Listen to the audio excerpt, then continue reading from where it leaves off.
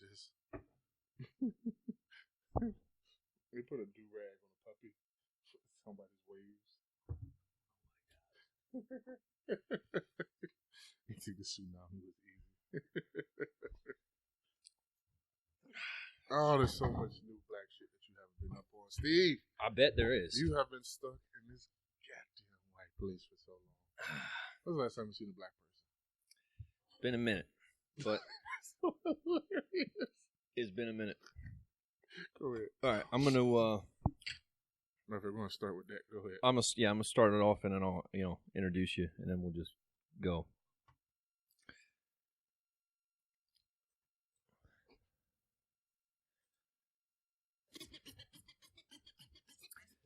So, welcome to the show. I got a very special guest today, coming straight from the hood. He doesn't live in the hood, but I picked out this song for him, mostly because of a lot of things that we talk about. But he's known to me. He's my version of Killer Mike. That might get us in trouble, but.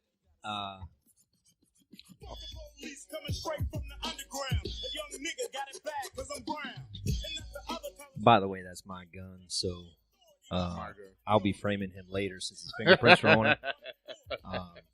In case anybody's just wondering.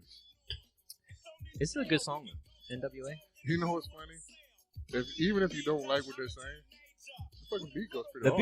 The beat is awesome. Yeah, man. I mean, you ever hear that? You ever hear that bit with what the heck's his name? The Indian guy, not Russell Peters. Yeah, Russell Peters, and he talks about doing singing NWA in the car with his dad. With his daughter. No. And at one point in time, he's like, "Ba ba ba ba ba," and he says the N word, and then his daughter's like, "Ah," and he's like, "No, no." He's like, "Pineapple, cloud, anything. Think of something else." Oh, I guess it was like one of her first words or something. Yeah. So she says it again. She's like, "Eh." He's like, "Oh no, what'd I do?" My son, one of my son's first words that he really, really enjoyed, besides like no, like I think every kid loves no, was penis. Penis? Yeah, my mom had told him, because my mom didn't want him to get molested. And the way that, I mean, I didn't either. I think nobody. I would hope not. Yeah, but what she would say is, instead of teaching your kids like, oh, that's your pee-pee or that's your special area or something like that, like, no, that's my, like, and it works because it was like, if she would say, that's your penis, and he was like he could say, penis, and he would finally say penis, and he was like, penis, all the time. And then it's funny because she was like, the reason why I did that, because he just came home one day and was yelling penis. Like, she didn't go over with me like, hey, we're going to talk about penis. She's like, no, the reason why I did that is because if somebody's like, oh, let's play with your special area. You'd be like, no, that's my penis. You can't play with that. Like, and that's perfect. I mean, it works, but it's like, when we're in Target one day, he just was like, I took him to take a piss, and this is the easier part of having boys. Hand me that ice over there, baby. Yeah. Gonna have to need a drink for this. But no, so we were in fucking Target. 2 times something happened in Target. God damn, those are nice. But I know, man. That's what I'm saying. My fave. But we were in Target and took him to use the bathroom and had to wipe him off, whatever, because the drip. And hand me that whiskey, baby. And he just yelled. I was like, you good? I said, you need to use the bathroom anymore? He was like, wow, you need to wipe off my penis again? And I was like, that's the part you decided to yell. I said, he's just gonna yell penis in front of everybody. And it was literally like a room full of mothers. It was like a bunch of kids going to the bathroom and shit. And I said, no. He just went to the bathroom. And they were like, no, we understand. And then I was thinking, what if I didn't just take him to the bathroom? What if I just went in there and played with his penis? And he was yelling at you guys. He just ignored it. They're just like, this is to be expected. Yeah. It just makes sense. Fuck you. But then also the other time. Hand me that. I had a little too much last night, so it's like this is gonna be a little rough, So is that really? My first one can't just be on the rocks, you know what I mean? I gotta have a little bit of something there. Dilute this. Plus, I could use the caffeine. I was like, but yeah, when you have a kid, you'll see. Because I also had this nice Caucasian lady. That could be a devil, as we know they are. My son was acting up. And I probably swatted his leg. He was like 3. Probably swatted his legs. Like, hey, look, cut that shit out. I didn't cuss him, but I was like, you need to cut that out. Like, we don't do that. You know what I'm saying? Because he was trying to say penis or no, he was trying to fall out in the store. Like he asked for a toy. I was like, no, come on, we gotta go. Because I'm in the rush. So he had a temper. Tantrum. He tried to. It's like he tried to. So what do you do? Do you whoop his ass right there in the middle of the store? I popped him right there. Yeah. Yeah. So just it was, like what do you do? No. I mean, are you like full blown like Adrian Peterson? Go and get a switch and then bring it back into the target. That's old school, and that's definitely something you do at home because that is, as you see what happened, that's straight up and down child abuse nowadays. I've had to switch a few times in my life, not too many. Luckily, my dad was like I said, he used the belt a lot. But with him, it was literally I popped his leg because I mean he had on fucking like some overalls, a fucking shirt. You know what I mean? It was like even if I popped him on the butt, he wouldn't have felt it. So I popped his legs, but I did like the little flick part. Oh yeah, yeah. So I flicked him like 3 times. Yeah, and I was like, cut it out. And he was like, ooh. He's rubbing his leg, he's crying. I'm like, come on. And this lady was like, and it's funny because you hear about it, like people talking like, yeah, this woman said something to me about doing something like chill. And I just remember like hearing, sir, you shouldn't do that. And I was like, so what the fuck was that? And I look around, and this is just kind of frumpy looking little white lady, and she's like, sir, I don't mean to get in your business. And I was like, so you're about to get in my fucking business. You shouldn't hit your kid. Yeah. She was like, I don't think that's right. You shouldn't hit your child. And I was like, and I remember vividly telling her, I was like, ma'am, listen here. I was like, I can spank him now, or he can break into your house 16 years from now, and then the cops can do it for me, and I'll never see him again. Which one do you want? You know what? And she was like, what? I said, exactly. And I just walked off. I was like, fuck out of me. I was like, I popped him on the leg 3 goddamn times. Not like I caught him with a right fucking, overhand right or some shit and that's knocked him out. That's unfortunately, just a reality. Yeah, a little bit of Eminem. Trying to get a little bit of tunes going on here. I know we both agree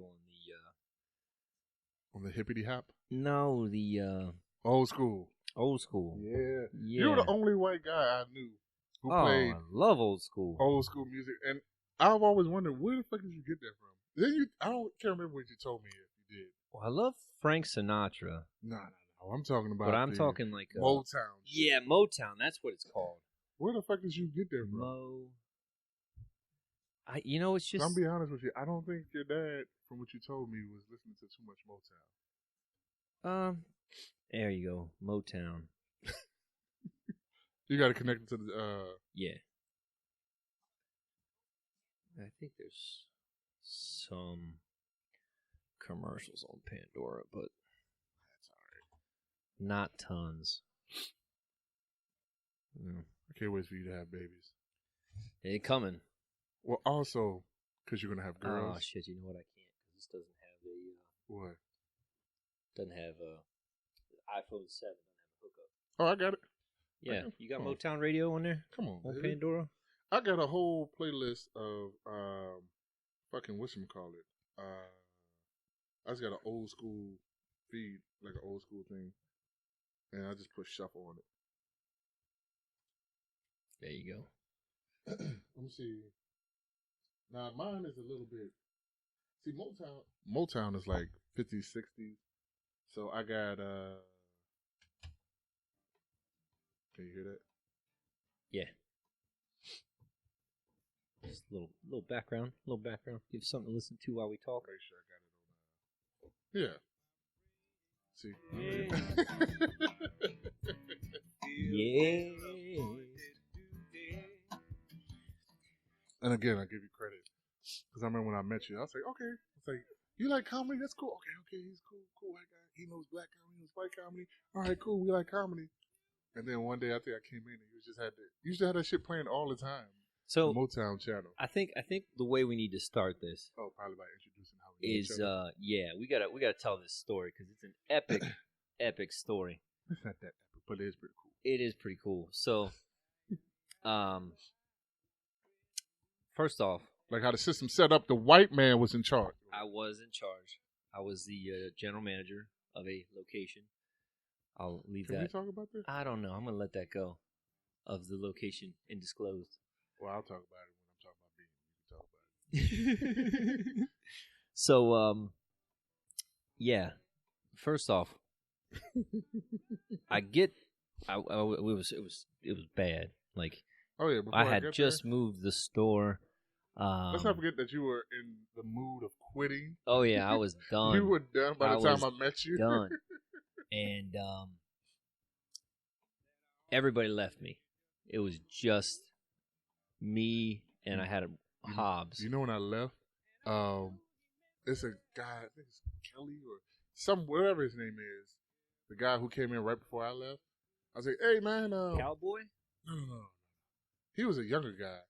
Like, he was younger than both of us. I think like 24, 25. I think he was 25. And he was like, I don't know if he was the last resort, but he had only been like an OSP for like not even a year. And they were like, you want a store? Because the guy before me, fucking, the one with the lumps on his head. I used to make fun of him. Doy white, kind of big. Doy Cowboy? White boy. The guy that took over after me? Who took over after you? It was a cowboy kid, Justin or whatever. There it is. He ended up getting fired for DWI. Did he? Yeah, he got DWI outside of work, I think. Well, and when he came back, he lost his job. But he was shit. He was shit at the job. I literally had to scold him one day like a fucking child. Yeah, you told me.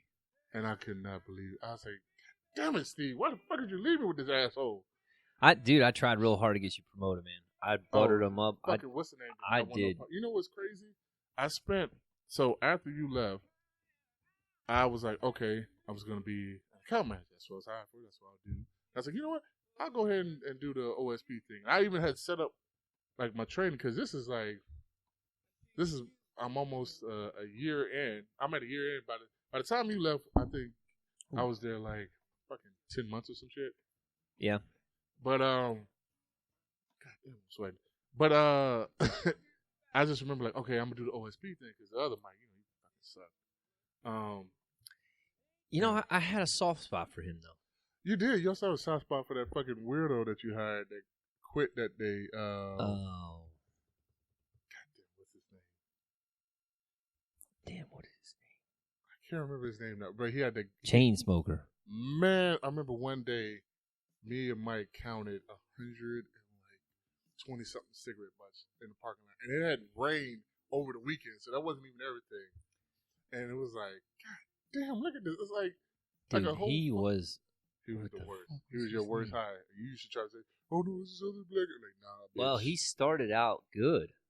You know what? You know who never agreed to that? But he faded quick. You know who never agreed to that? Mike. Mike was like, no, he sucks. And we're like, oh, man, he's fucking killing it. Yeah. I remember we both were like, he's fucking killing it. And then Mike was like, no, he fucking sucks. I'm telling you, he sucks. And we're like, no, he doesn't, man. He's just hating. Mike sucked. So, like, it was really tough to... I mean, it was like, dude, you gotta do something here. You know what's funny? By the time... So, after you left, he still kind of just bullshitted his way through, like, 100%, coming in drunk and shit on whatever days he decided to do that. But fucking Adam started turning to me like, hey, can you do this? I'm like the fucking till and shit or the money. Right. And then going over shit. And I was like, then I started talking to Trent and Chad before he left. I'm like, because they were supposed to be running it. And they were like, hey, can you do this? Can you do that? Because, I mean, he was always in there. I don't know what the fuck Chad was doing. He was really just setting himself up to leave fucking fast and all by the time we met him. But I started noticing, I'm like, isn't this the shit the manager should be doing? Oh, yeah. And they were like, huh? And I remember Adam, I was like, who normally does it? He's like, oh, well, we get different people. And then I was like, anybody can do the cash tills, but if it's over or something. It was just like, he wanted me to like, look after Mike, wash the store, do this, do that, get the car, like the truck. Remember that truck that had a big ass dent for the longest? I had to go and find the best price and do that. Then I had to drop it off. Then I still had to go make deliveries. Then he wanted me to be an OSP. And then he wanted to, it was all this shit. He wanted me to do a ton of shit, but he didn't want Mike to do anything. Be careful with the table. man. I'm just hearing a little like a so it might pick up. But he didn't want Mike really to do anything. Like, he didn't ask him to do anything other than the bullshit he was already doing. And it was like, hey, what the fuck is going on here? Like, you're asking me to do 10 things, and you're not even calling Mike or doing it. I should stop saying his name. You're not even calling the other guy to do anything. Nobody knows. Yeah, I was like, but it was interesting because it was just like, what the fuck? And then after a while, Trent was like, are you the store manager? I was like, no. He was like, why are you doing all this shit? I was like, I don't fucking know. So he keeps asking me. It was supposed to be like instantaneous when you came over, but it was everything but that. Oh, man, listen, he brought in fucking Justin sucked so many dicks. I mean, literally, he didn't know what he was doing. He shouldn't have been promoted. He talked a bunch of shit that he never finished. Like, he was like, oh, Steve wasn't talking to these people, weren't talking to these people. I've been going there. Oh, man, we're going to have a great month. And then fucking end up.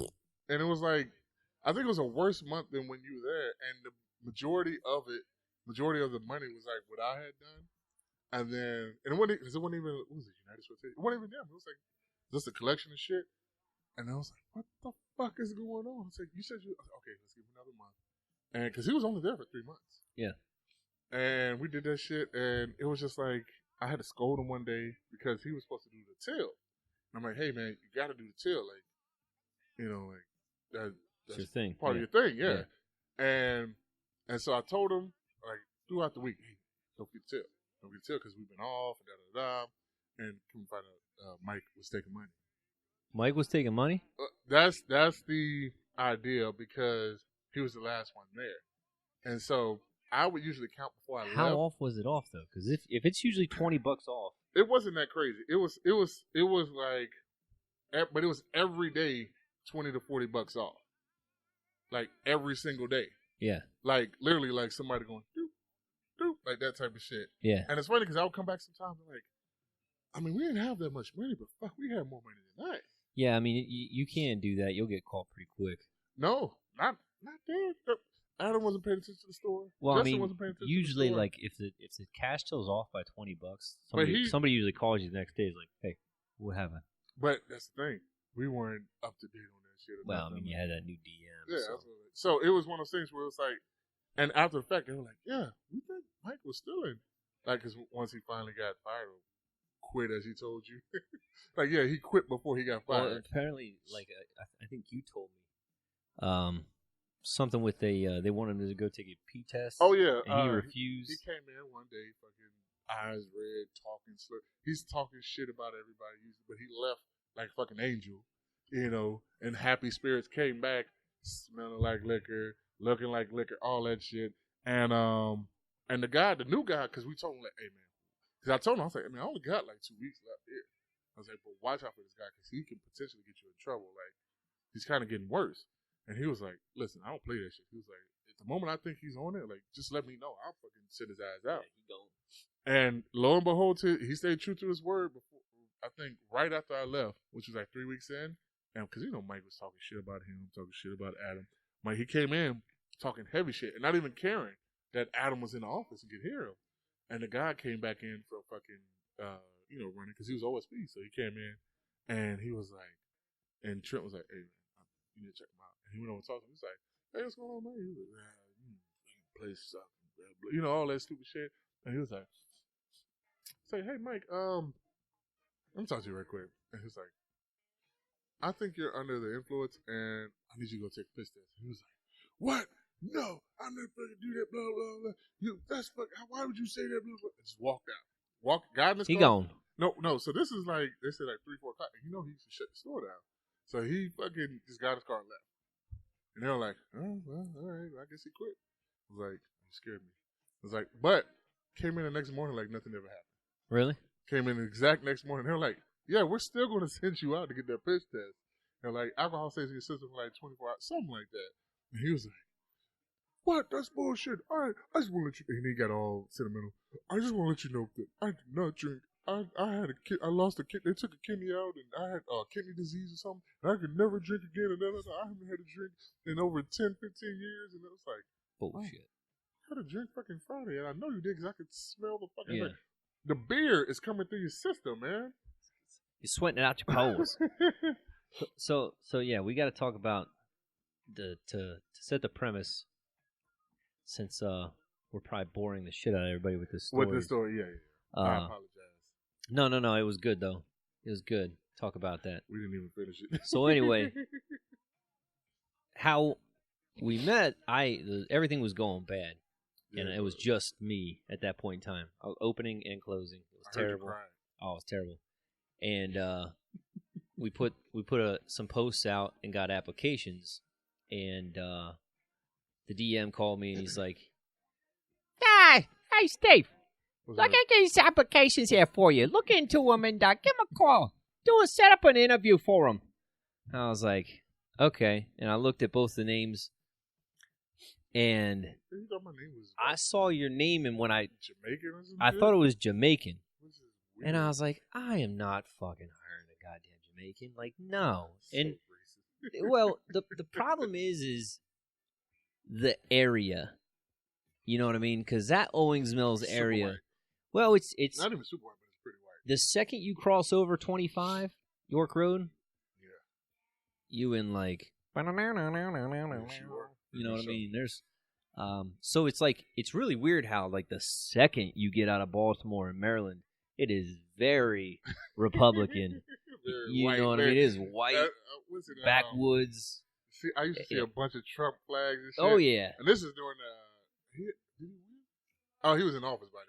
Yeah, he won. But I mean, anywhere besides Baltimore City, or like, you know, in the state, I guess DC, but baby, it's Trump country, baby.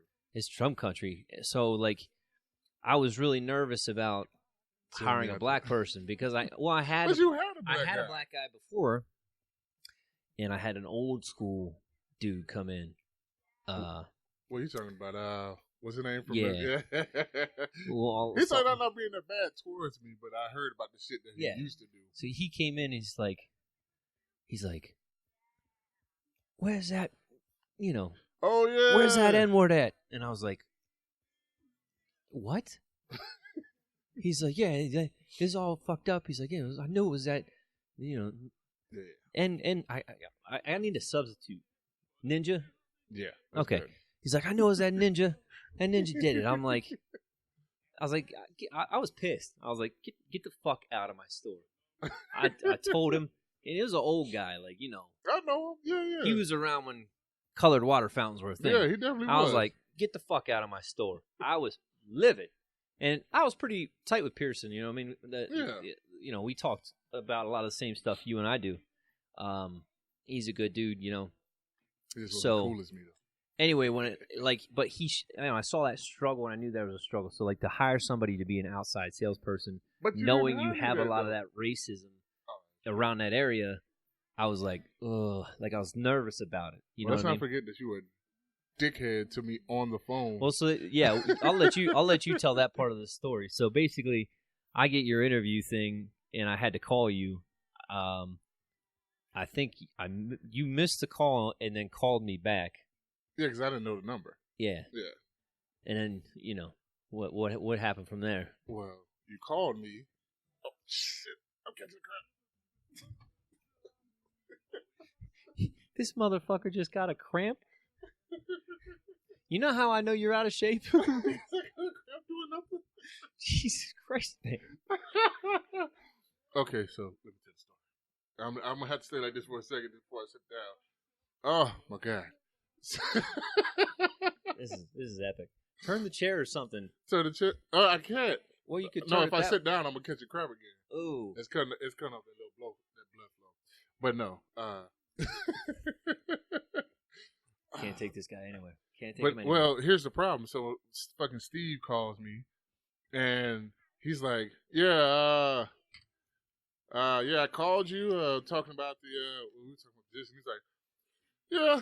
It's like, seeing if you want to come in for an interview or something like that. I saw your resume. I'm like, oh, man, I'm being all professional. Can you still see me?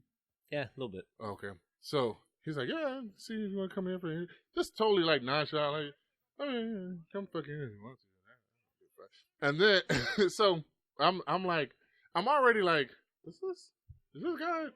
Like, this must be one of the workers at the store or some shit. Like, somebody who just doesn't give a fuck. And I remember we just finished, and I'm being all like fucking, you know, just as proper as can be. Like, oh man, you know what? I really appreciate this. Oh man, I can't wait to meet you. What time you is had good your for white you? guy voice Oh, on. you definitely have a white people voice on. And then I remember the one thing that really I was like I wasn't going to go was I said before I said, oh, I'm sorry. Where you guys located? And your answer was such a thing. You were like, let's look it up on the website. Fucking Google it. Yeah, he was like, yeah, you just Google it. I'm like, what? I didn't even remember the fucking company. I never heard of Fast and All, none of that shit. I didn't even know it was down the street from me. And you're like, you just Google it. I'm like, I said, and I pretended not to hear. I was like, what's the address again? You're like, it's on the website. Yeah, I see you Monday. I was like, what kind of fucking dickhole? So then doesn't even tell you the fucking interviewee. Then you show up, right? And I was like, you were sitting there, and I'm like, no, I was standing waiting at the door. Yeah, you were standing waiting at the door, and I'm like, who? Because I had the fucking little little leather. Yeah, so you had it. He had like one of those leather folder, a leather folder that a sales guy would have, and he also had on like a one of those like sports jackets. This thing's gonna just keep dinging. Yeah, put on yeah, put on mute. I had my tie. I had just let everybody know I was dressed appropriately. I had a tie on. I had a dress shirt. I had my dress pants. But dress the jacket you had on was like one of those. And I had like rain, a little sports like jacket. sporty raincoat, like it was like yeah. swishy. You know what I mean? Yeah. So you just looked like a sales guy, and I'm like, you walk in, and I'm like, yeah. I was like, you literally busy. you were like, yeah. I was like, what do you want, man? And you're just like, no, I said my name. I said, Michael Jenkins. I'm like, okay. Yeah, you literally like, okay. Who the fuck? I don't know. And you're like, I'm here for the interview. I'm like, oh, yeah. Oh, okay. I'm like, God damn, this guy's been a dick to me twice now. Waiting for some guy to come in with like long dreads and like a Bob Marley hat. My name is Bob Marley t-shirt. For those people out there, my name is Michael Jenkins. I don't know where Jenkins Gunn. Jenkins Gunn. So it's either Michael Jenkins or Michael Gunn. Jangling. But where you got Jamaican from is kind of like, I'm just going to let this leg sit out for a little bit. So goddamn out of shape. But where you got Jamaican from just fucking blew my mind. I was like, Jamaican? It's like fucking just a regular black guy. Just a regular black guy. So this is the second time that you were a dickhole. Yeah. And in like fucking 48 hours, mind you. Then we had the interview. And it was a long ass interview, wasn't it? We talked for about 2 hours, and I think 20 minutes of it was the bullshit. Because you're like, you're not that bad. Okay, let's just run through this list real quick. We ran through the list, and then you were like, it was a bullshit list that I had. Yeah. And you definitely. Oh, I'm sorry, my knocking shit over. So yeah, it was definitely a bullshit list, but we ended up talking about fucking the shit that we would end up talking about for the next 10 months. Like, talked about fucking politics, race, talked about fucking a little bit about girls, a little bit about, I mean, it was everything, and we ended up talking for 2 hours, and literally 20 minutes of it was about the fucking job itself. And then I remember, I think either I said it or you said it, we were like, I think we gotta end this.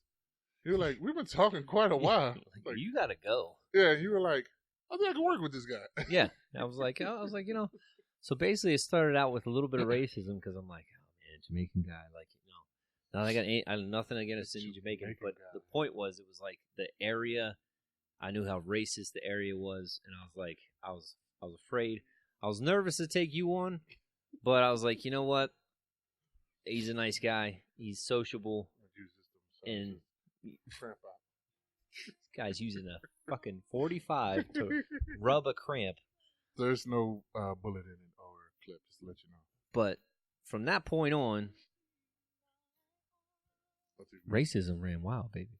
Well, not racism, but we definitely talked about racism on a pretty much every daily basis. Yeah. Well, because it was also the beginning of like Trump's administration, and then I think at the time, what were they doing? They were taking down the Confederate flag. They were taking down the one that really got us into it was we were talking about the Confederate statues. And I remember and that's why I found out that you are like me when it comes to getting excited because we're both talking loud. And it wasn't like, I think somebody, who was it? Fucking Woogie. Woogie was there. He was like, oh my God. He was like, you guys are fucking mad. I was like, you weren't mad. Yeah. I wasn't mad at all. I could have cared less about the conversation. I was like, it was just interested. And he was like, but you guys were yelling. I was like, no, we weren't. And he was like, yeah, you were. I was like, oh shit. I was like, oh shit, see, like me. Yeah. Oh yeah, we definitely were talking about it. You get hype. I think the way we ended the conversation was a two-parter where it was like, I was like, man, I don't give a fuck about the statues or something like that. You're like, well, I don't give a fuck about the Martin Luther King statue. I was like, I don't give a fuck. And then Trick came and said, well, historically speaking, Ulysses says pussified or some shit like that. He came in with like stats and shit. Because we were kind of just going off of like emotions and feelings and what's right and what's wrong. And then he came in with like actual statistics. And we were like, and then you were like, yeah, Trick, get him. And then I was like, well, Trent, we've been talking about this for an hour. You want to come to the back and talk to me about this? And he was like, and then Steve was like, yeah, he got you. I was like, no, we just been talking about this for an hour, and I was actually doing something when I came in. And then after that day, I was like, oh, we're still cool. Okay, cool. So this is with Steve. My biggest point is I don't think people have. I mean, you and I have very common ground of our love of comedy. But not just that. It's love comedy. It's also kind of like a common sense thing. Like, well, hold on a second. So, like the love of comedy is the way you and I broach things. So, like, true. If I have to broach a serious topic, I have to broach it with comedy. Like, it has to come across as like, listen, man, you can't do this because blah blah blah blah blah, and I make it funny. But you know, there's a life lesson behind the sarcasm and the funniness of it. You know what I mean? So we had that common ground and that's why talking about all these topics with you never an issue. Is never an issue. It's interesting. It's fun because you know there's more ice in there if you need it. Because you know we both have a sense of humor. You know what I mean? So, like, we could relate to that, and it was almost the way we made something that was super serious and super unattractive. We made a joke about it, you know? I mean, we were always kind of serious about it, but at the same time, you know how it is. It's every joke's got 50% truth behind it. You know what I mean? Like, you're saying it because you mean it, but you're delivering it in a funny way to take the edge off. Does that make sense? They're putting putting the sugar in the medicine. Yeah, the candy in the medicine. So, but yeah, I mean, we've talked about lots of things. So, like, we talked about the N-word repeatedly. He loves the N-word conversation. Well, see, you kind of like gave me an N-word card. I didn't know. You just wanted to talk about it when I got in there. And, well, once you realized I wasn't going to get offended by the conversation or things of that nature, you were like, okay, this is what we're going to do a lot of times. So from a black guy, what is it about the N-word? I mean, so here's the thing. Maybe I'm not what you want to do is ask an older black guy. See, I'm one of the, probably 2 generations removed from the true effect of the N-word. So here's my point. And I know exactly what you're saying. So like there's a breach in black people. Dude, my wife gets cracked up anytime I get around black people because I get pumped, I get excited. I'm like, oh, let me talk to him. Hey man, come over here. I want to talk to you. And how you doing? Like, you know, I'm super over the top nice to him. Which happens I want to know 1 in 100 people out here. Well, you know what I mean. I'm just like, tell me your story. You know what I mean? Let's talk about racism. Yes. You know, I want to talk about it because I don't think enough people talk about this. Well, a lot of people are scared. Well, people are scared, but they just don't want to have a candid conversation about it. You know, there's things that happen that you got to either just make light of it, because I think people are just too serious these days. I mean, you got all these hardcore, you know, I would probably affiliate most with a libertarian. But See, you I got always wondered about that, you got Republicans are like, oh, freedom of speech, I can say what I want, and then Democrats on the other side who are like getting people kicked off of social media because they're like, oh, you're not sensitive enough, and it's like, all right, you know what I mean? You're being too sensitive. Well, see, that I think also like this kind of, and we're gonna get off topic a lot. I know, it's like the Me Too movement, right? So, and well, it's funny. hold on, don't get off the Me Too movement. Well, no. So, okay, so what you're talking about? So, the problem is like everybody wants freedom of speech until they get offended, right? Yeah. But see, here's my thing. So to stay with my point before we keep moving on, because we're gonna flip flop all over the place here, is if you get a black guy, who's, let's just say, and I think this is true for males in general, because you see it with white guys too. What was that? If you get like, let's just say 28 or younger, they're full of like the testosterone and all white guys like, oh, I hate black people, and then the black guys like, oh, you crack ass, I hate you. You know what I mean? It's like it's like both. But then if you go the other spectrum of it, like say a black guy who's over 50, he's wiser, but he's dealt with like the real shit. Yeah, like so that's what we talked about the other day. At the same time, you have two types of those black guys, older black guys. You have the older black guy who sees all the change and is like, we're coming a long way. Because I still remember goddamn honky. I remember being in the back of the bus. Yeah. But we've come a long way. And then you have the other one who's like, super militant kind of like, I didn't get enough yet. Yeah. Well, where's my OJ check? That's a Chris Rock bit. I was going to say reparations, but yeah, OJ. Where's our OJ money? But you know what? And it's funny because, especially, and I can tell you right now, I went to, so this is how it happened, like all the way up until high school, like the second half of 8th grade, I was around nothing but black, Mexican, and literally like a sprinkle white. Like if you took a bit of salt and you had black pepper everywhere, like black pepper and fucking brown sugar is what I call the Mexican, and you just sprinkled some salt over just one of the salt-based things. Yeah.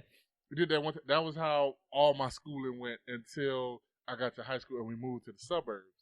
And it wasn't even like the area I was in was horrible, but it was black and Mexican. So all the white people used to assimilate to either being Mexican or acting black. Yeah. Because that's the way they would not get fucked with. And the kids who didn't do that, they got pretty fucked with. Well, that's so like. Oh, hold on, I wasn't done. God damn it, white people. Wow, I thought you were done. No, but I was saying. But here's the thing, though. So all these kids, like all the black kids and stuff, and even some of the Mexicans too, who really hadn't dealt with too much racism, were always on the lookout for racism. Yeah, were always like fucking white people. Da, da, da. And I remember coming. It's like Bigfoot.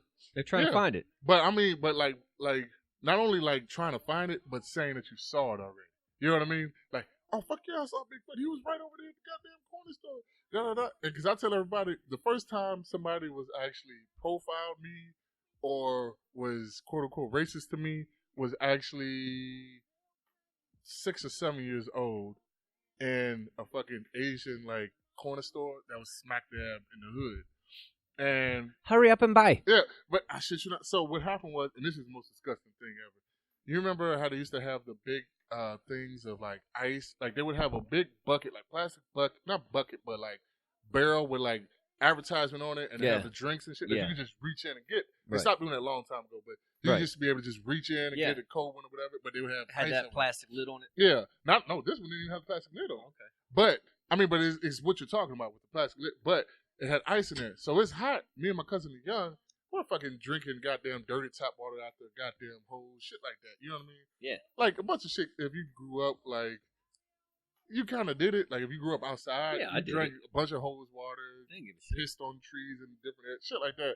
So we went in. My dad was like, he gave us $1.50, and it was to get 3 like drinks. And we went in, and me and my cousin both did this. We took a piece of ice, not realizing how fucking dirty that ice was, because people were digging their dirty hands down in the bottom to get the coldest one, and leaving the ice on top. We both ate a piece of ice off the top. Oh, like But that's what we did. So we came in, got a piece of ice, because it's like 100. I mean, this one I'm in Texas, in Houston. So it's like 100 fucking degrees outside. We're hot. I eat a piece of ice. He eats a piece of ice. We go and get the drinks, and we're coming to the front. How old were you? I was about 6 or 7, and my cousin was either 8 or 9. Okay. So next thing we know, when we get the drinks and we come back, we hear, you still. I'm like, oh, shit. Like, we're both looking like, who stole? Like, I'm like, because we're looking for the person who stole, because it's like, we have the money in hand. Like, my cousin has the money in hand, and I have like a Hawaiian Punch. He has fucking Sprite, and we're giving my dad a Diet Coke. He loves Diet Coke. But it was in a can for him, so it's like 50 cents each, 45, whatever. We're going to the front, and we just keep hearing this Asian guy, and like, bro, you still, get out, you still. But we can't see because the fucking racks are in the way. Uh-huh. So we can't see who he's talking to. He's yelling at you. He's yelling. When we get to the front, we realize he's yelling at us. Like, he won't take the money. Like, we're like, no, we got money. What are you talking about? We're giving it to you. He's like, no, you still out of the, he was pointing to the barrel. Like, you still out of the barrel. You still. He said, I call cops, you get out. I call cops, you get out. I'm like, huh? Because we're like, no, we didn't get drinks out of there. He was talking about the fucking ice. Talking about we stole from him. Oh. White man helping out black man. But no, he was talking about the fucking ice. Talking about we stole this. I'm like, but we didn't know that. I didn't even know that until years later that we was talking about. Because he just accused us of stealing. And I'm like, but we got money. It's ice. But no, we had no idea he was talking about ice. Because we're like, got money in here, drinks. We were on the way to buy. Like, what are you talking about? We didn't walk out the store. And he was just then like, he wouldn't take the money. And after my cousin's a little bit older, so he was kind of a little bit more used to it. What? Give me that small batch there. Oh, here? Yeah. So, thank you. We're like, he wouldn't take our money anymore. Like, he wouldn't do anything. He was like, get out. I called the cops. I called the police. So I'm really bothered by it because I'm fucking 6, 7 years old. I'm like, I didn't steal anything. You know, I'm trying to prove my point. And this guy, I'm like, this adult won't listen to me. Yeah, you know what I'm saying? He's calling me. Yeah, he's calling me a liar. I'm like, why is this adult doing this? The adults aren't supposed to do this. So we go out to my dad. Now, mind you, at this time, my dad's like, basically, he's 6'4", he's like 245. He's in great shape. He's like got slick bald head. Well, actually, he wasn't bald yet, but he looks intimidating, you know, and he always has like a scowl on his face. Yeah. Even when he's happy, he's like, huh? What you say? Yeah, I'm happy. You know, but it's the look on his face is like, he's got resting bitch face. Exactly. For a male. Before it was that, yeah. Resting asshole face. Exactly. So we fucking go out the car and tell him, and my dad's like, what? Hops out the car, goes inside, and the Asian man probably like 5'6", about $1.20, $1.30, right? So we come in first, and he's like, I said, get out, you still. And he sees my big ass dad, big black dad behind me, and he's like, oh, no. I don't want any problems. I don't want no problems. And my dad, and this is where my dad taught me something. He said, you can cuss somebody out without cussing. And I was like, I never said that. And so basically what he did was just belittle the man. He was like, these are good kids. Don't you ever say this about them. They don't fucking steal. Or he didn't say stuff. He was like, they don't goddamn steal. He's like, he tried to give you the goddamn money. Why you think? I mean, he just went off on this guy. And he was letting him know, like, he's like, you know what? It's like, I'm going to have to say, he's like, that was racist. Like, my dad didn't really. He started throwing that word around a lot more as he got older. But at the time, he was like, it's like, why are you doing this to this kid? He's like, that's racist. He's like, you talking about they stealing, da. Now, if I look at it from the owner's, perspective now, yeah. He was in the middle of the hood. I'm pretty sure there was some little black kids that stole from his store. But that's also like, if it was an all-white store, if it was all-white, there would have been some little white kids who stole some shit here and there throughout time. Maybe you thought you looked like somebody who was in there earlier or something. We've never been there before. Yeah. That's what I'm saying. It's like, it wasn't like, oh, that kid steals. It was literally like, I'm pretty sure somebody stole, but he didn't see us steal. He literally was talking about the ice. Yeah. I'm like, fuck out of here. So, my dad, he ended up giving us the drinks for free. He was scared as shit as my dad. And he's just, please, don't hit me. And my dad's like, hey.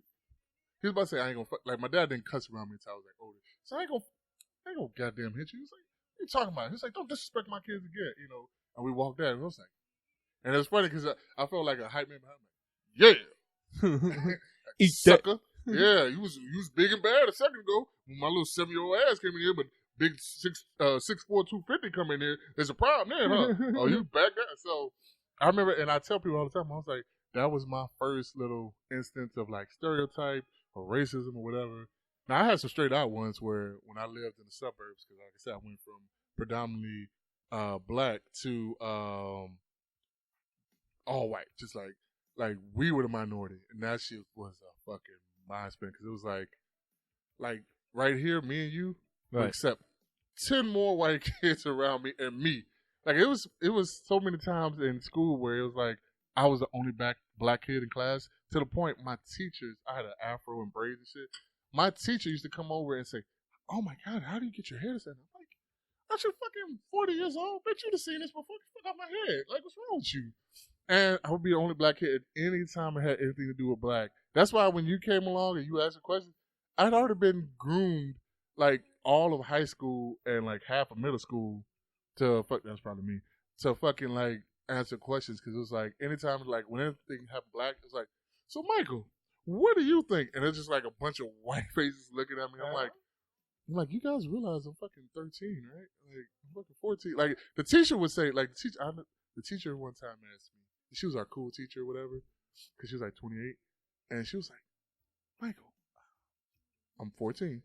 Michael, why do black people say the N-word so much?" Because she heard us say this shit in the park. She's like, "Why do they say it so much? Is that bad?" And I was like, "Aren't you older than me?" And she was like, "What?" I was like, "You're older than me, right?" She was like, "Yeah." I was like, "You've been around black people, right?" She was like, "Yeah." I was like, "Why didn't you ask them this question?" Like I kept whispering, and she was like, "I don't know." And then because I felt like it was one of the few times where I saw an adult starting to break down. Like, Yeah. I was like, "Oh shit, she's acting like a fucking 12-year-old right now." Like, listen, it's all flip on the word, blah blah blah, all that bullshit. I was like, "This bitch is dumb." Well, I think it's funny now because there's an N word for white people now. I want to hear it. Racist. Oh yeah, I told you that though. You call a white I said, person look, racist? We're like, I am Nah. not, sir. And then I have a black friend. Oh my god, it's always You're my black friend, by the way. But it's funny because I remember when I first encountered that was in high school, where it was like they were like I called somebody racist, and I was fucking with them. I was like, "Oh, you racist son of a bitch!" And they were like, and it's funny because he instantly went from like laughing to like, "No, man, I'm not racist. No." Well, see, here's the thing. The word racism, it went from a thing that you were called, that you used to do that. Like, you'd be like, no, to like, no, I fucking ain't. You know what I mean? Like, if you, back, I'd say in the early 2000s, if you got called racist, you'd be like, no. Now, people are like angry about it. Oh, you know what I mean? You call somebody racist, it's like, I'm not fucking racist. Like, you know what I mean? The straight white male. Like now, the funny shit, because I listen to a bunch of podcasts. Do you listen to podcasts? Yeah. So I listen to especially a lot of comedian podcasts. That's my favorite shit. It's like listening to comedian podcasts. Like I listen to Mark Maron, fucking Joe Rogan. I watch his shit a lot of times.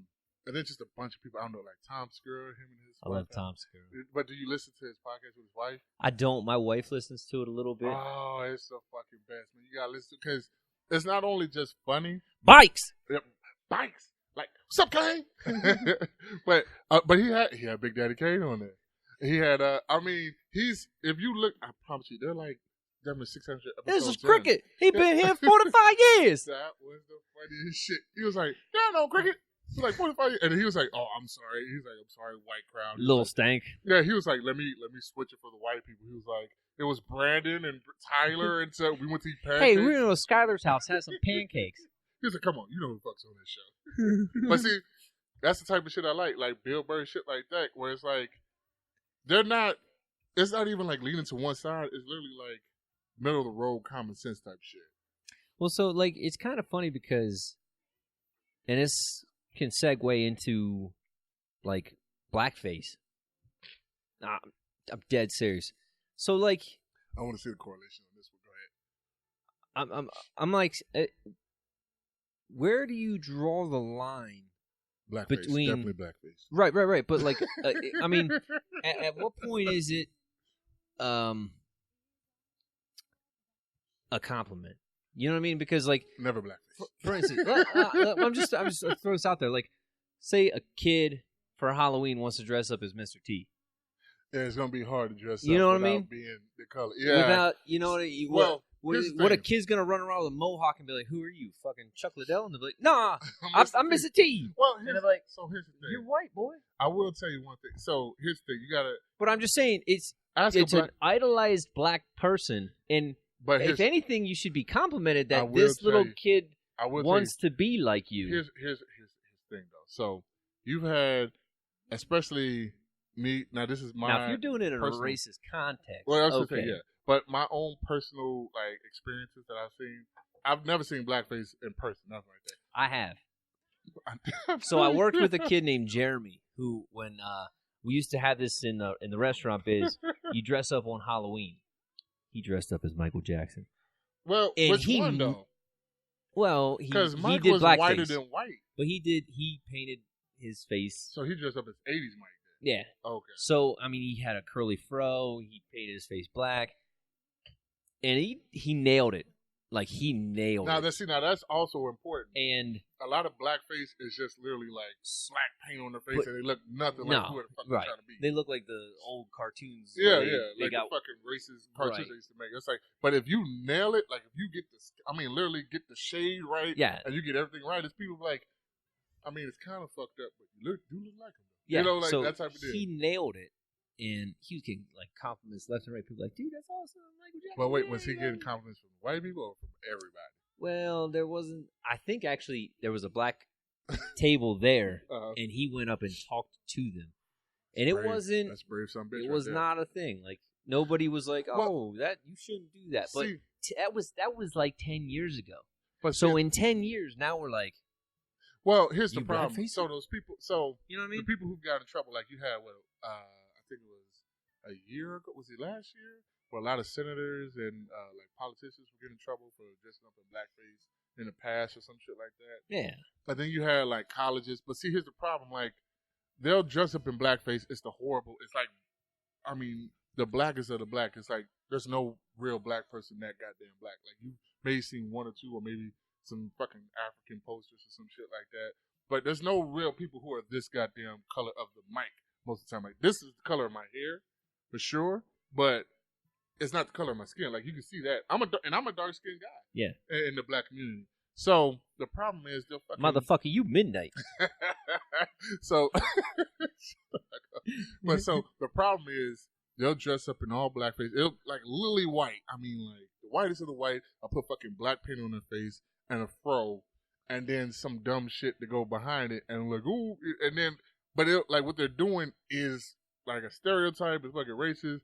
And it's not even like, hey, I did a different color of texture. Like, oh, this person's actually light brown. Let me put light brown paint on. Let me do this. It's like, nope, blackface. Doobie-doobie-doo. Hey, I'm black. You know, chains and, watermelon chicken. Or like the fucking colleges when they do oh, I love being a nigga. All that shit. Like, no, you're being fucking racist. And that's my point. But again. That's why I say, where do you draw the line? You know, a kid wants to be Mr. T for Halloween.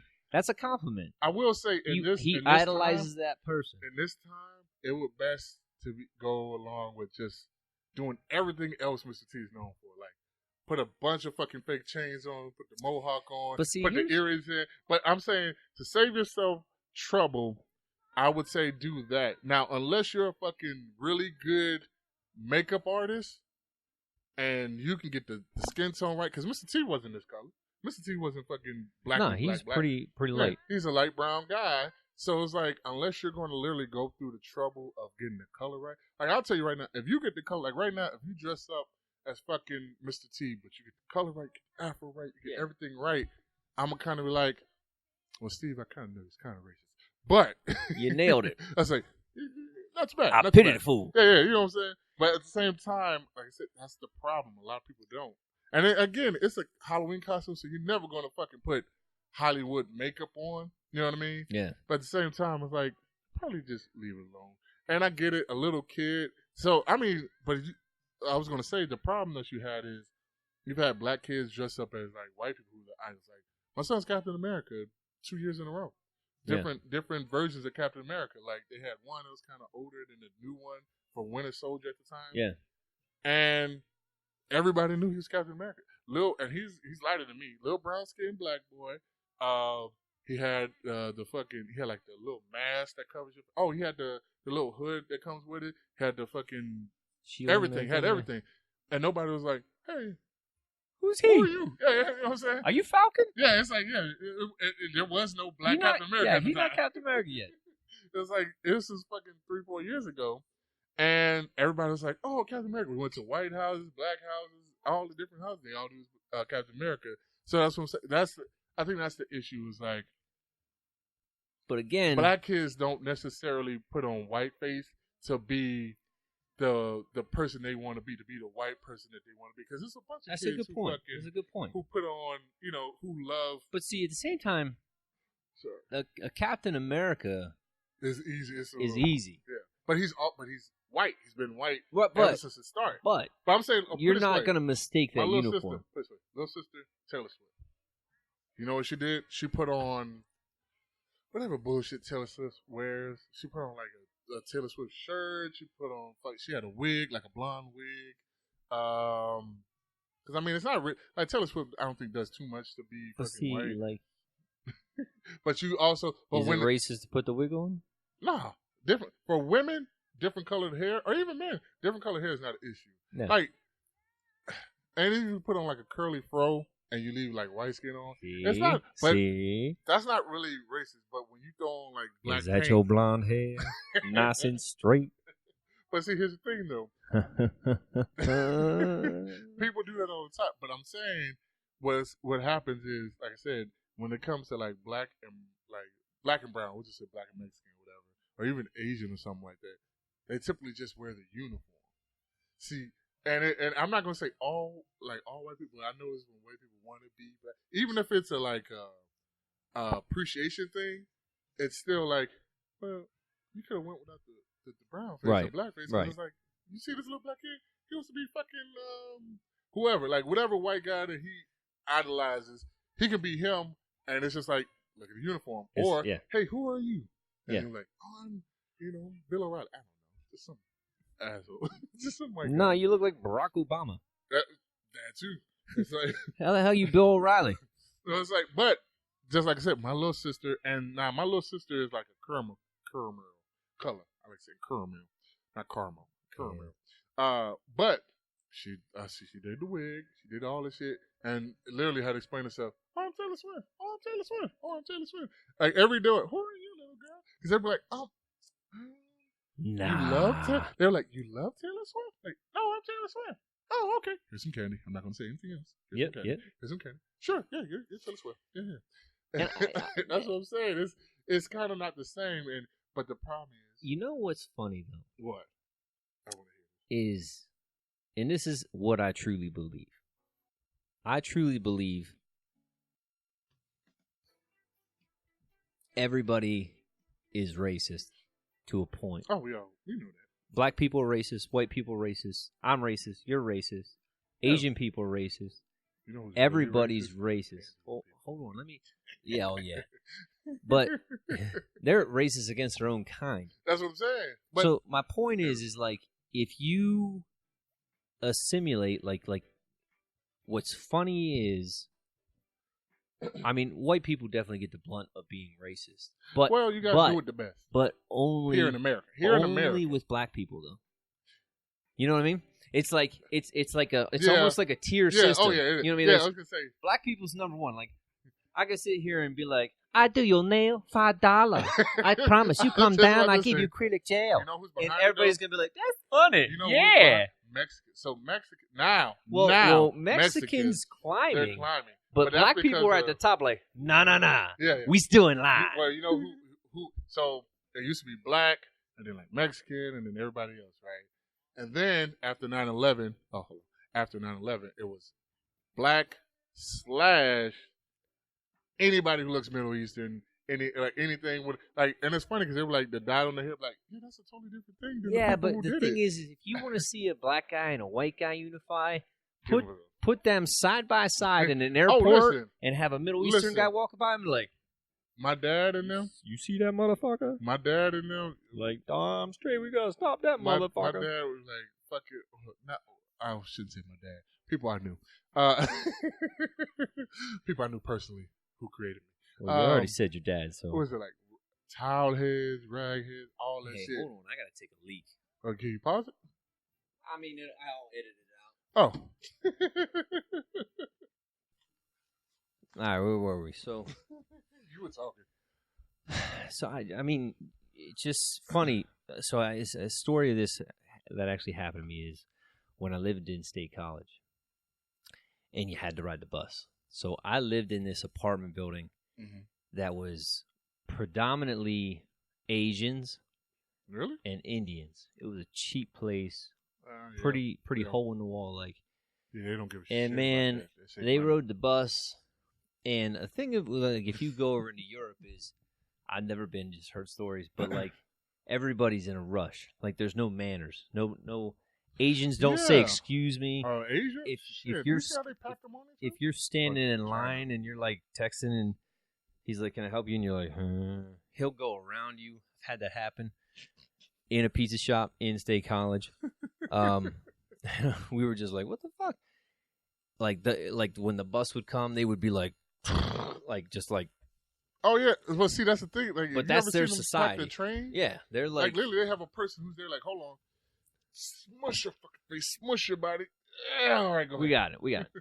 So, I was in the pizza place actually with this black guy. I never talked to him. Didn't know who he was, and an Asian person did some shit like butted. And he was just like, and like we had a moment of like this motherfucker. Like we were both racist towards that guy, and it's such a hard R word to say, but it really is stereotypes. I mean, you're wearing all black right now with black sneakers. Stereotype. Me, honky. I have a everybody if you can see my shirt. I have an Al Bundy shirt on that says broke with him flipping his pockets inside out. Which is hilarious. And I loved it, and that's the reason why I bought it. And I wear it all the time, and people, like, only people who get it are like, oh, I love this shirt.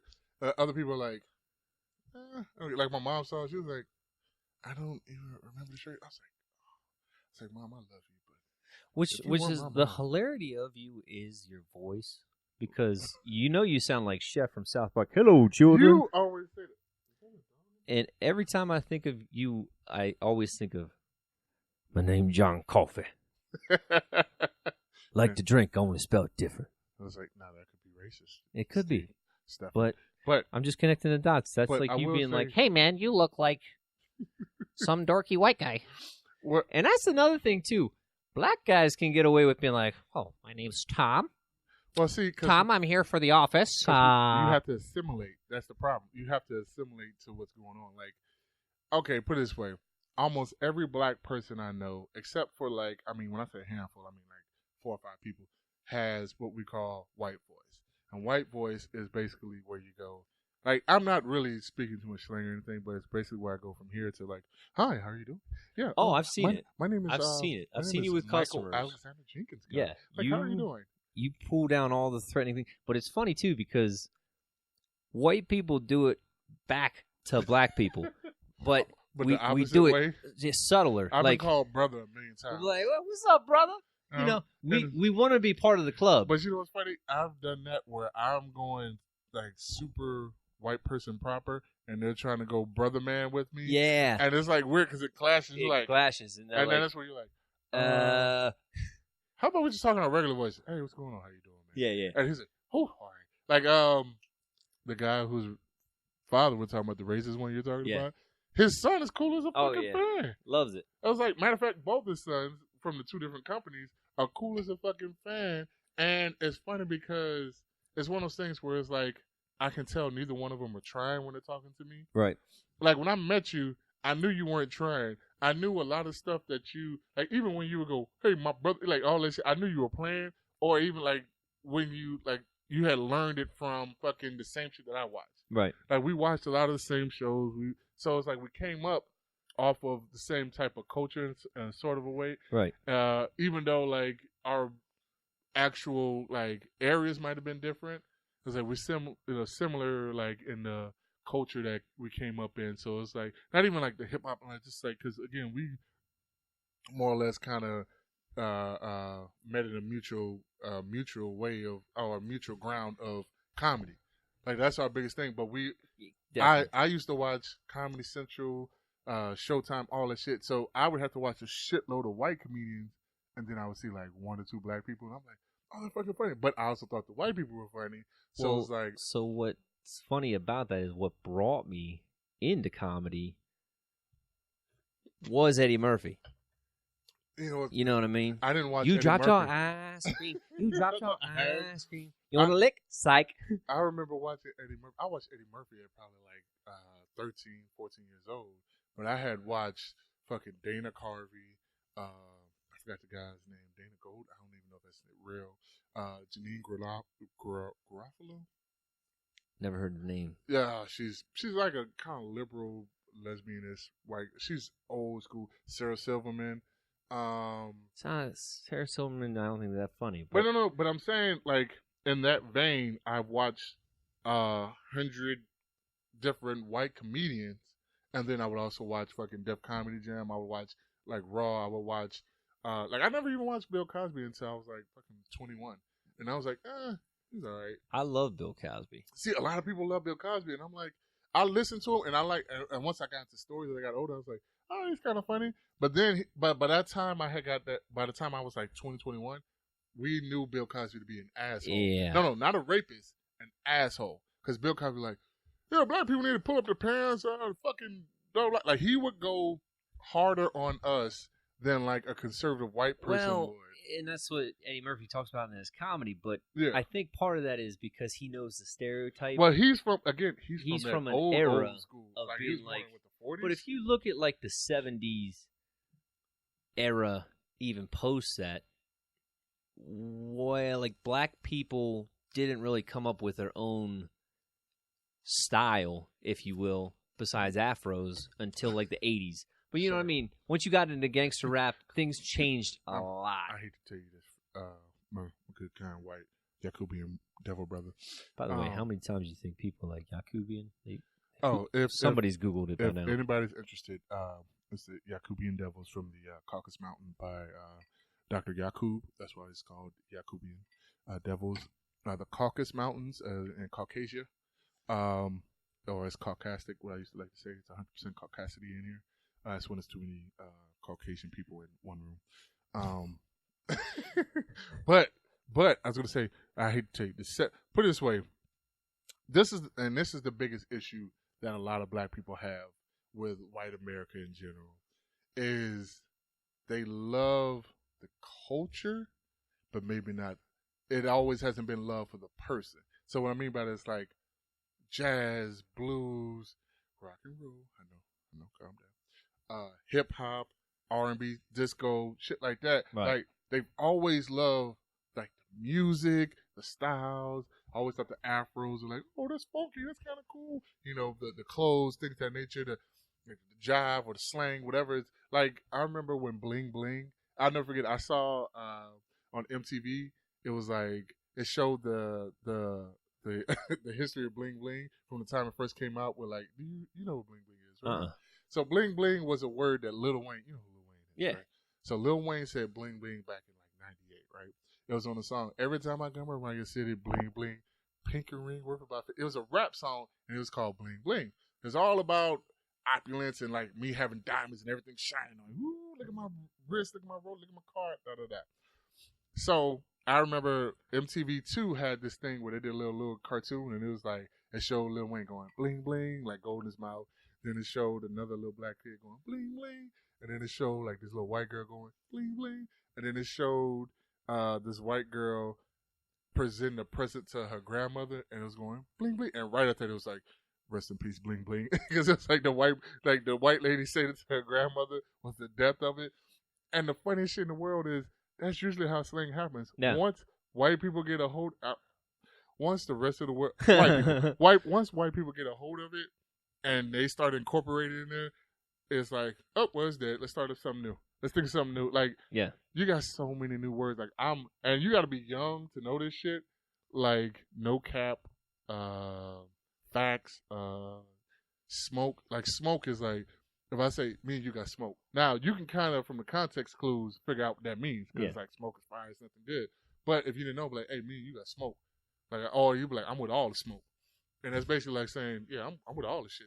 Or like saying that, I'm with all the shit. Like, huh? Like, yeah, like, no, I'm with all, whatever issue you have with me and whatever that causes, I'm with all that. I'm ready to do everything, right? And that's like, or no cap means I'm not lying. Like, hey, man, no shoes? No, no cap. I'm like, what? It was like, you're like, or like, I'm like, man, you capping. Like, capping is like, you're lying. That's like, but again, this is shit that, like I said, every new generation comes up with their own slang. Yeah. So even me as I'm 34, but I'm fucking 20 years removed from anything that's cool. Like I remember my fucking little cousin and brother calling me like old, and I was like 26 at the time. He said, "Man, you're old," and I was like, "Oh, how dare you, bitch! Like how dare you? I was like, bitch, I'm not even 30." You know, because everybody else like, "Oh, you're so young." And he was like, man, you're old. And I remember vividly thinking that 25 and up was old as shit. Yeah. When I was fucking 15, 16 years old. Yep. And it's one of those things where you're like, once you get there, you're like, you little young piece of shit. But don't you call me old? I got off the topic because I was going to say, so, and I think the biggest issue with racism has been that not only was it on the books, like a lot of people, when me and you used to talk, and it's something I think I never got a chance to tell you. And it was like, because when we would talk, I would always come up with something to have a rebuttal. And you forget about it like, on the way home. You're like, I should have said that shit. And then the next day, I'm like, fuck, what was I going to say? Yeah. But it was something else like. You got to write that down. When I've seen when white people get offended and shit like that. Hold on. What happened to music? Oh, I got paused. It don't matter. But when white people kind of get offended, hold on. God damn it. Just hit play. No. But what I'm saying is, so what ends up happening is, when white people get offended and they say crazy shit like, "Oh, nobody's doing this, that, and the third," right? They're like, "Oh, this doesn't happen." So, like somebody like, "Oh, they're gonna lynch us," or "Oh, they're gonna like now." Somebody say, "Oh, they're gonna lynch us," or "Oh, they're gonna fucking." Do this, and they're going to assassinate us. They're going to send somebody to kill us, and da-da-da. I'm like, fuck out of here. You're overblown. You're being a fucking snowflake, blah, blah, blah. The problem is, the craziest shit you can think of has happened. Oh, yeah. And that's the problem. So it's like, there's an actual factual, even though I rhymed that, factual basis to some of the fucking racism, where it's like, it doesn't happen now, but that should happen. Like, put it this way, a lot of people don't know, like, in the South, there were, and this is fucking horrible people who may have done this to anybody. Right. But, like, certain slave masters or people, not even slave masters, because everybody kind of forgets that slave masters were the rich ones. Right. Like, not everybody had slaves. It wasn't like the poorest of the poor who tilled his own field had a fucking slave. Maybe one, maybe something like that, or not even, but you had to have money to have fucking slaves. But see, the thing is, though, too, is you got, like, what, Frederick Douglass, who had slaves. A black guy who had slaves. We talked like, about it was part of the culture. Well, I'm not saying... I think his was different, because I don't believe there's any weapons or anything. I think it was more like he might have bought slaves from somebody else to give him better... Like, look... It may be. Because it's the South, you can't be free, but you can be free on this land type deal. The reality of slavery is we look at it as... like the movie 13 Years a Slave. Not every single plantation was like, no. Oh, we gonna beat the shit out you. Well, but see, so here's the problem. You know what I mean? So here's the problem, and I'm not either way. I'm not justifying it, but you know what I'm saying. So the in the issue, but I was gonna say what I was saying all last. I was gonna say some people like they would catch like a mother or a family or like a baby or something like that, like in the South, Louisiana, Florida, whatever the shit, that would have gators. They might throw your fucking baby to the gators. They might use your. That's fucked. But exactly. So here's the problem. Like all the horrible things that you could think. I mean, man has done so much horrible shit to each other in general. Like, I mean, you look at the fucking Middle Ages or whatever, where they would stick people on a fucking bull and then light it on fire and fucking boil you to death, or like pull you apart, like quartering, or like it's funny because I think people forget just how evil we can be. Yeah. And unfortunately, when you focus it on a group of people, like I got into this argument with one of my old coaches who's like a Facebook friend, and I actually keep him. Like at one point, I said, "Man, fuck this guy. he's a fucking racist. I didn't even realize he was fucking racist when I was, whatever. Because he was like the coolest fucking person. The reason being is when I was young, he used to let me shit talk to him. Yeah. So he was like, yeah, I was just, like, he would come in and he'd be like, whew, man, I'm tired. Jenkins' mama wore me out. And I'm like, man, listen, I'll tell you one thing. My balls got lockjaw because your wife was going hard on him. And he wasn't married at the time, but I was like, your girl was going hard on him, man. Oh, but I could talk to him as like a fucking 14, 15-year-old like that. I was like, this is the coolest fucking guy I've ever met. Right. Cut to Obama winning the presidency. And all of a sudden, I'm like, I'm seeing the shit that he's putting up. And it was like, I remember they used to have the little bumper sticker. And it wasn't everywhere, but somebody took a photo and it got plastered everywhere. It was like, don't renege in 2012. That's awful. Yeah. That's and it's awful. like, and it was RENIGG instead of like how you actually spell it. And I was like, well, that's fucking racist. I was super pro Obama. A lot of people were. Yeah, I mean, he had a good talk and he had a good swagger to him. You know what's funny? Obama, if you look at it, so besides the liberal things he did, when it came to like fucking war and shit, he was just smart and strategic about it. But he was just as ruthless as fucking Bush. But he just did drone strikes. He was like, oh, we're not gonna send this many people over there. Yeah, we're just gonna blow everybody up in that fucking area with this goddamn death robot. And it's funny because he did the most drone strikes out of anybody ever. I mean, Bush had the capability to do it, especially the second time. But he was like, let's send people there. But everybody forgets he did a lot of like put it this way, the things that conservatives were mad about, he actually did a lot of it. Like, and not a whole lot. I'm not going to sit here and say, but he did enough to where it was like, well, if you guys look at it, if you just take away the black skin and everything you hate about Obamacare, it's like, if you look over here, he's kind of on board with you guys. Like, even though he says he's not, like, you look at it like, because it was a lot of fucking liberals like, hey, Obama, we thought you were going to be blacker than this. Well, not even black. It's like, we thought you were a Democrat, like liberal. Like, that shit you're doing over there? That's kind of fucked up. Yeah. And but I mean, again. Well, that comes down to politics. Yeah, I was going to say, that's politics. That's fucking. It's like Robin Williams has a bit, man. All politicians should be like NASCAR drivers. They have to come out with the suit, with the patches, with the wear. Who's sponsoring them. Because that's where their agenda is going to come from no matter what the fuck they say. But I want to go back on to the topic of... Hold on, I want to show my wife I'm holding guns. Oh, my God. That's going to get kicked off right there. I want to go back to the topic of, like, slavery and, for instance, Confederate statues. And he's the guy holding the guns. Don't shoot my ass.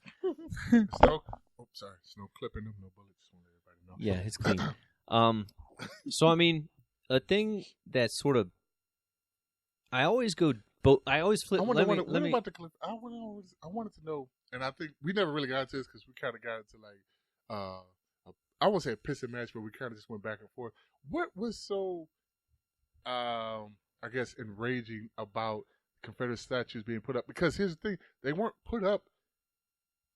They weren't around for 100 years. They were only up from like the civil rights time as kind of like a fuck you to the civil rights movement.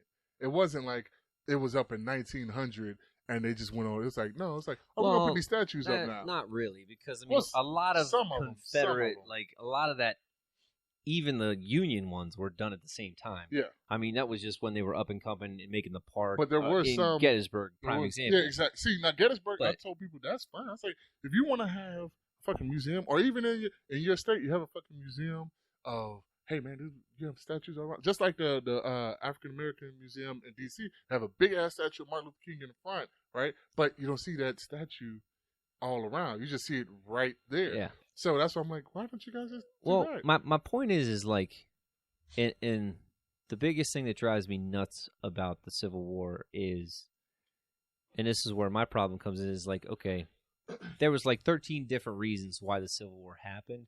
Slavery was just kind of like the last little tipping point. Well, it was the pushing. A lot of it had to do with the Union wanted a lot more federal control, and the South wanted more state control. Were independent, and then it went on all the way from railway systems. It was basically like state versus federal rights, and yeah. like and then it wasn't taxes in there somewhere. yeah, like, bunch of some type stuff. taxation. Yeah, So it's like, and then they were like, but it was like 13 different things, I think, and slavery was like but I one of think them. that was one of the things that it was like. I think slavery was used at the end point because it was like we're not getting anywhere with this other shit. It's like, well, fuck them. Let's throw slavery in there too, or some shit like Yeah. kind of like that. It wasn't like oh man, we really got to free these slaves. It was more like another thing too like, fuck those was guys. the We'll take Union slaves. needed help, so Yeah, they were like, "You gonna You guys- fight? yeah. Freedom? Yeah. All right. We need more soldiers. Here we go." So you know what I mean? But Confederacy did that too, where they were like, Yeah. hey, you want some freedom? We can't promise that's actually going to happen, but you want some freedom? Here's a gun. Yeah, But my point is like, anything that's taught in the schools is it's usually wrong. strictly 100%. You know, It's maybe 30% right. slavery. You know what I mean? So it's like you're not educating these kids on this whole entire thing. So you have all these millennials who never did any research. They're just like, oh, it's, you know, you wouldn't put a statue of Hitler anywhere. And I agree with that. But let me finish. I got one for you. And that's all. You and Mike got me one day. That kind of got me upset. I don't think I ever told you. That's fucked up to think about. I mean, a statue of Hitler being anywhere because he killed millions of Jews. But the point is like there was a lot of other reasons for the Civil War. Yeah. And that's why I think white people defend it so much because it's like, hey, I get it. Yeah. Why is there a statue of a guy who lost? See, that's the other thing. The biggest thing that goes to me is like if you go to Gettysburg and you look around Gettysburg, you see positionings. So they say these guys came up this way and attacked, and this guy was over here and attacked, and this is, you know, Stonewall Jackson. There's a statue of him. He was sitting on this ridge. That's like a museum area. And that's what I'm saying. Now, if you're going to do some crazy ass shit where, like, in the middle of your town square exactly. in Georgetown, right in you got some Confederate shit with the goddamn Confederate flag waving. All right, get the fuck out of here. Well, see, and that I think, and that's my problem. That's what the biggest issue. Like I remember telling people this, like kind of, and I don't think we ever got to it because we had a conversation like one day and we just like went on tonight the next day, like we didn't even bring it up ever again, which is odd because we used to bring up everything. But the Confederate flag, the Confederate flag and the Confederate statues that were brought up. Some have been around for a while, but there was some that were also put up, like especially in front of courthouses and shit. Like, what the fuck you got this in front of the courthouse? Yeah. It was like they were put up in like retaliation or like a silent protest, or not a silent. I mean, silent without words, but like, hey, just let you know, this guy, fuck you. Yeah. You know what I mean? It's like we want the South the way we want the South, and that coming from the South, you know, it's kind of one of those things where it's like you see it, and when like you said with racism, like slavery, like the worst thing that can happen in history is when you only teach one side. Like I remember you and Mike got upset at me one day because I told y'all I had ordered my son some Black History books, and you guys and Mike started it. And you kind of chimed in, like I think you just being a dickhole, but it might have been some reality in there. But he was like, "Yeah, why would you want to teach your son about how bad things were and racism, blah blah blah?" And I was like, "Mike, did you listen to what I said?" He was like, "No." I said I bought him some Black History books. I was like, "It's a worldwide history book." Right. I was like, and he was like, so I was like, "Mike, I was like, the book that I have is achievements of Black people throughout history." Yeah. I was like, it has very little to do with slavery. And I bought 2 books about it. And I was like, because one was like volume 1 and then volume 2 or some shit like that. And I remember telling you, and you guys calmed down once I said that. But initially, it was just weird because I was like, because Mike was like, "Come on, why would you teach him that?" Blah, blah, blah. I was like, well, first of all, it's history. Like, second, I was like, I can't help with history. I was like, but I'm not stupid. I was like, I was taught that there were people like Mansa Musa, who is the richest man in the world ever, supposedly. Like he would have basically been like if the currency of his time was like gold, jewels, diamonds, whatever fucking their cash was, whatever. He would have been like, 100 billion or maybe $1 trillion, some shit, some crazy shit. Like he was just the richest man, period. Like people came to him, loans, everything. He was the man, Mansa Musa. It was like, but I also learned about like you learn about, like, put it this way, the biggest issue that I think there is that that's not taught in school. Like, what's taught in school is the more docile black people. Like, you learn about Frederick Douglass because he was a slave. I mean, you learn about Martin Luther King. And here's the thing. Typically, you learn about American history. But see, here's the problem. And I'm not saying that's right because there's a lot of history that we miss. Like Christopher Columbus, prime example. Great guy, found it. No, he was a piece of shit. Yeah. Matter of fact, some people say he never stepped foot in the Americas. Some people say he did because he stepped foot. He raped, pillaged, and But plundered. I'll say he raped, pillaged, and plundered wherever he went, and it was like, no, he found America. Columbus Day. Yeah, that's one of those things where it's like, why are we giving this guy a day? It's like right now, if you went around raping, and then fucking 50 years from now, they were like, man, Steve Day is awesome. Like, hey, you know this guy was fucking rapist and he used to kill people, right? Like, no, Steve found fucking Pennsylvania. Like, what are you talking about? You know? No, I get it. So, but that's the problem. Like I said, they teach, like in school, I actually had, because I went to a black and Hispanic, but I had a really militant history teacher. So they were like, own it. Oh, he was fucking, he taught us about, that's how I ever heard the name Mansa Musa or fucking any other fucking black person besides fucking, you learn about, and this is depending on where you're at, Madam C.J. Walker, Harriet Tubman, Rosa Parks, Malcolm X, kinda, and then you learn a lot about Martin Luther King. And the fucked up thing about Martin Luther King is everybody hated Martin Luther King when he was alive.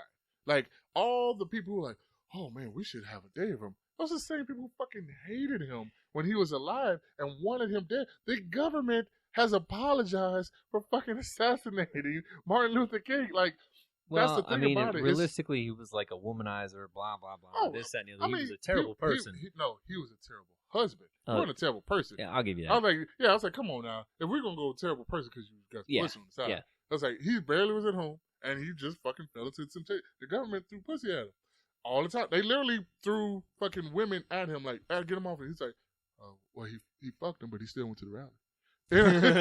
It's like, he fucked him, but he still gave the speech. It's like well, we're going to use it.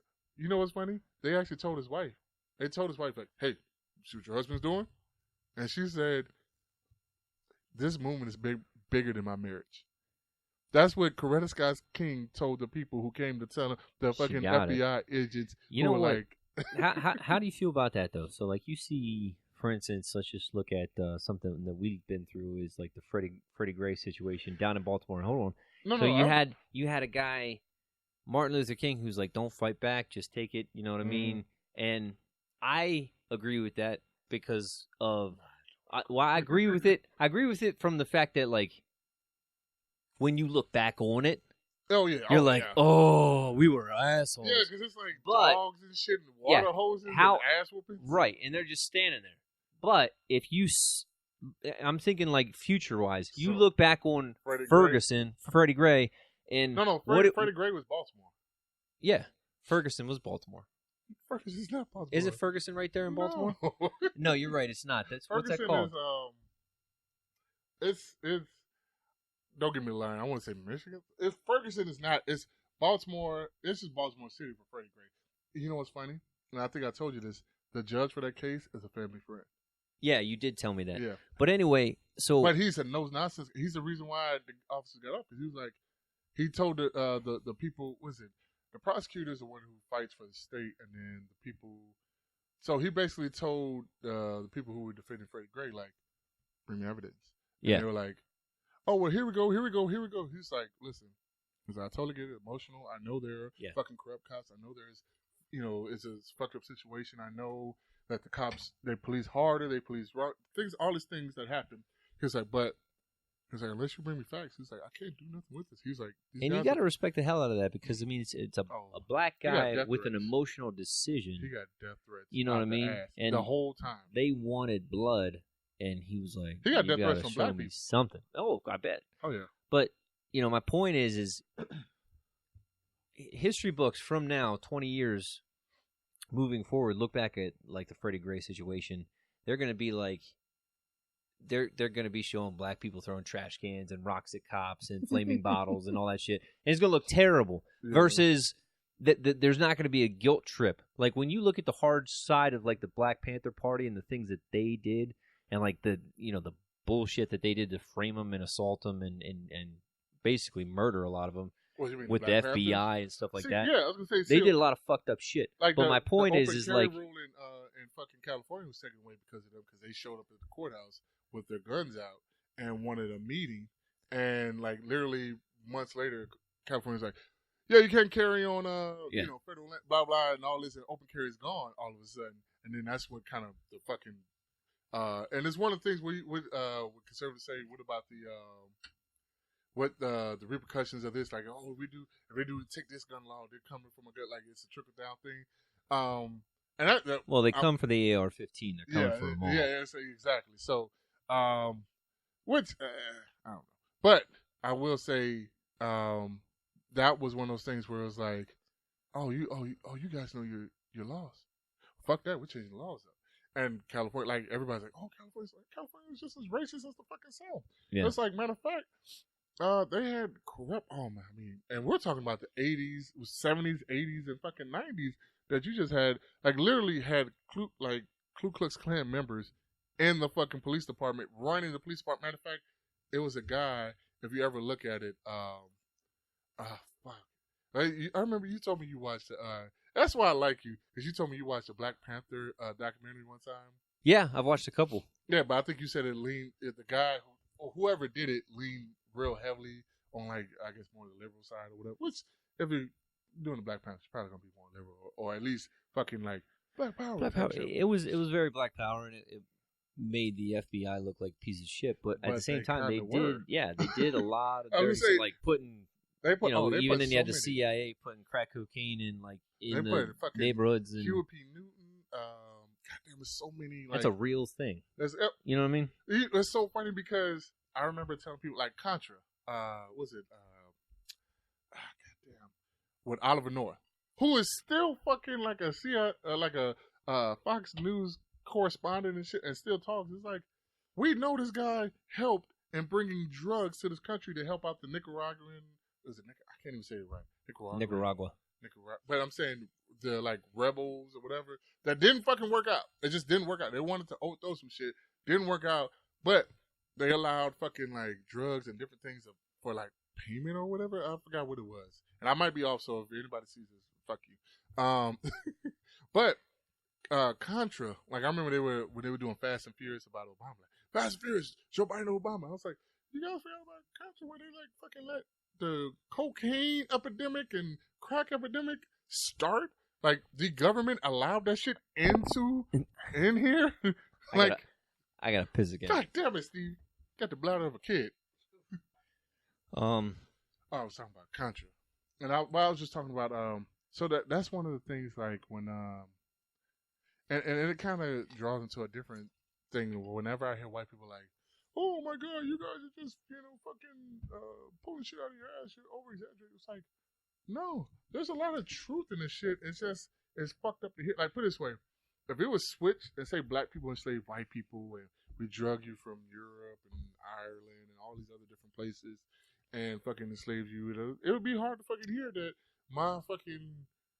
And everybody wants to say, oh, my great-great... Like, no, motherfucker, it was like your great... You ever listen to that Hotep Jesus guy? That name sounds really familiar. Black guy? Yeah. He talks about how, like, a lot of he believes most of the black people were already here. I've been hearing that lately. Like, there were already black people here. Most of the slaves brought over, they didn't do that because a lot of them would die on the voyage over. I mean, a lot of people died. Yeah. Shit, so I mean, it's the way you stack them, though. Like, if you literally, like, this piece of wood, if I lay down and you put another piece of wood this fucking close to me, and you have more people on top, and then we're shitting and pissing into each other's faces and mouths with no food on the water. Just think about that. Think about you die from dysentery and fucking infection and fucking like, and then you have people jumping off the boat. Like, that was the whole thing with remember Black Panther at the end where he was like, I would rather die like my ancestors did. Like, I would rather, what did he say, die in the sea or some shit like that rather than being chained up or some shit like that. I can't remember. I think I told you about this. I was in Michigan, and I was up there for training with my new job, and I went to go see that movie Den of Thieves with Gerard Butler and Ice Cube's kid, and I was sitting there waiting outside the theater, like getting my popcorn and stuff, and Black Panther let out. It was not a single fucking white guy, white person walking out. There's nothing but black people. I was like, black people were hype about Black Panther. oh, real hype. Well, that's like correction. We helped in making it big. It was one of the few movies in the last 15 years where it was like all black people were like, hey, have you seen Black Panther?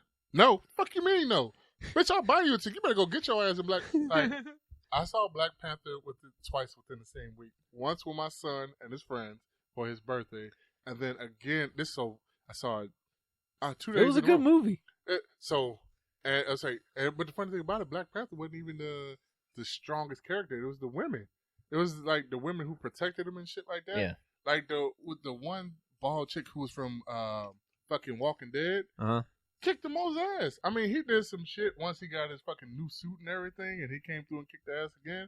But the first go around, it's like, nah, bro, you got your ass whooped, man. like fucking Michael B. Jordan. Yeah. Like, fucking Creed 2. Creed 2 came out, yeah. He beat the shit out of you with the little fucking pop-ups on his chest and shit like that. He motherfucking had chicken pox and he whooped your ass, Which is bullshit, too, because, I mean, that Creed 2 movie, I mean, he would have gotten his ass whooped by that dude. But see, I never liked Rocky. You know why? Because Rocky would punch, like, the fucking Rockies, everybody like, oh, fucking Rocky, yeah. I'm like, first of all, he's punching from the fucking hips. What I used to love about him was the I never liked the sound effects. Oh, like when they're punching. Like, I'm like, what is this fucking Street Fighter? You got Huando over here, like. And it was funny because it was like he would get his ass whooped for half the movie, and then somehow miraculously click it in, like, oh, let me. But it was never like, oh, let me work on my head movement. Let me, it was like just the Philly shoulder. Hey, yeah, it was like, oh, your fist tied to punch in my face. I'm retarded. Let's go. Like it started punching on the shit. And it was like, no, motherfucker. Like, first of all, you would have to wait 2 years before. I mean, back in the day, they used to with the 15 rounds and shit. Yeah. I couldn't imagine being a boxer at that time because it was like, oh, you mean there's leather wrapped around my fist? Yeah. With this much fucking stuffing? Like, yeah, I'm going to punch you in the face for 15 fucking rounds. And you better hope I don't knock you out before. It's going to get blasted. Like, that's why they used to have so many people die. I know. I was like, but I never liked Rocky because it was like, especially once I learned about boxing and actually how to throw a proper punch and shit, it was like, this ass fucking suck. Y'all like this movie? It was weak.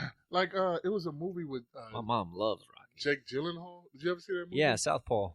I love that fucking movie. That was a good movie. Even him, they still did some Rocky-esque type shit where it was like he's punching, like throwing punches from the hips. I'm like, fucking face is open. The problem with a boxing movie, to make it interesting that anybody's even gonna fucking watch, it's got to be over the top. You watch an actual boxing match, it's nothing but like, pop. Well, you know what? Besides the guy, nothing's happening. Deontay Wilder. But even him, I kind of, and although it looks like so fucking elementary what he's doing, because he's literally like jab, jab, jab, hard right hand, jab, jab, jab, hard right hand. It's like, you gotta understand, like, the fact that you know it's coming, and he still gets that shit off and knocks you the fuck out, is actually a skill in itself, because it's like, oh, I got you. Like, oh, jab, jab, oh, I feel it. That was my problem with, like, the movie, like, Warrior, or like Never Back Down with like MMA movies. I remember. And I'm sitting there watching that. I'm like, this shit doesn't happen. Well, most people don't fucking stand there for 5 minutes and let you twirl around 3 times and kick him in the face and go and spit and blood comes out. Get the fuck out of here. You know what I mean? What's funny? I saw that. I remember seeing Never Back Down. I was like, oh, this is fucking shit. I love it. Because MMA was like just getting its full steam. Because that was what, 2005 or some shit like that? So MMA was kind of getting like rising up, and you had people like fucking Randy Couture and who's the other one? Chuck Liddell and all those people who were like kind of like, oh, this motherfucker's a badass in real life. Like, like he'll fuck you up in real life. And it was one of those things where Never it's like, back down. But it's one of those things where you saw like, well, punching. And it was like, all right, you want to punch me? Because I when I fucking learned about fighting, I remember somebody saying, yeah, you know how you fuck up a boxer? I was like, how? I was like, kick him. I was like, what? Take him to the ground. Yeah, he was like, kick him, and then take him to the ground. I was like, there was a dude who had golden gloves when I was training at Lionheart in State College, and Golden Glove boxer for Penn State. Dude was bad. Tried out for Olympics and everything. You do not want to box with that motherfucker. He went into MMA thinking like he was going to be the next. Yeah, he thought he was just going to fucking punch his way out. I forget the guy's name. Phil Heath. And he came in there and got his ass whooped. Because all it takes is it's like all the guy did was he was a wrestler, went in, boop, dropped him on the ground, just like pop, pop, pop, pop, pop. Because all it takes was over. Once it's like you stand up with somebody, you're like, all right, cool, and you realize like, oh, his fucking hands are pretty fucking awesome. Yeah. Like, all right, well, take him down. Yeah, it's like, all right, hey, up, down, double leg him, get on top, Mount, top position, mount. I say mount him, ground and pound. It's like, and boxers on their backs. No, nothing. I've never seen one that's been successful on the back. I've only seen one guy literally ever in like a fucking MMA compilation that knocked the guy out who was on his, like the guy who was on his back getting the ground pound, knocked the guy out who was on top of him. I mean, it was literally like a lucky punch. Like he was able to turn and then get the perfect. But so much hook. of that stuff is just BS. You know what I mean? Like it's not No, in the movies. Reality. In this the movies, though. Real. Oh yeah. You know what I mean? It's like, like Jean-Claude Van Damme with them jumping, spinning.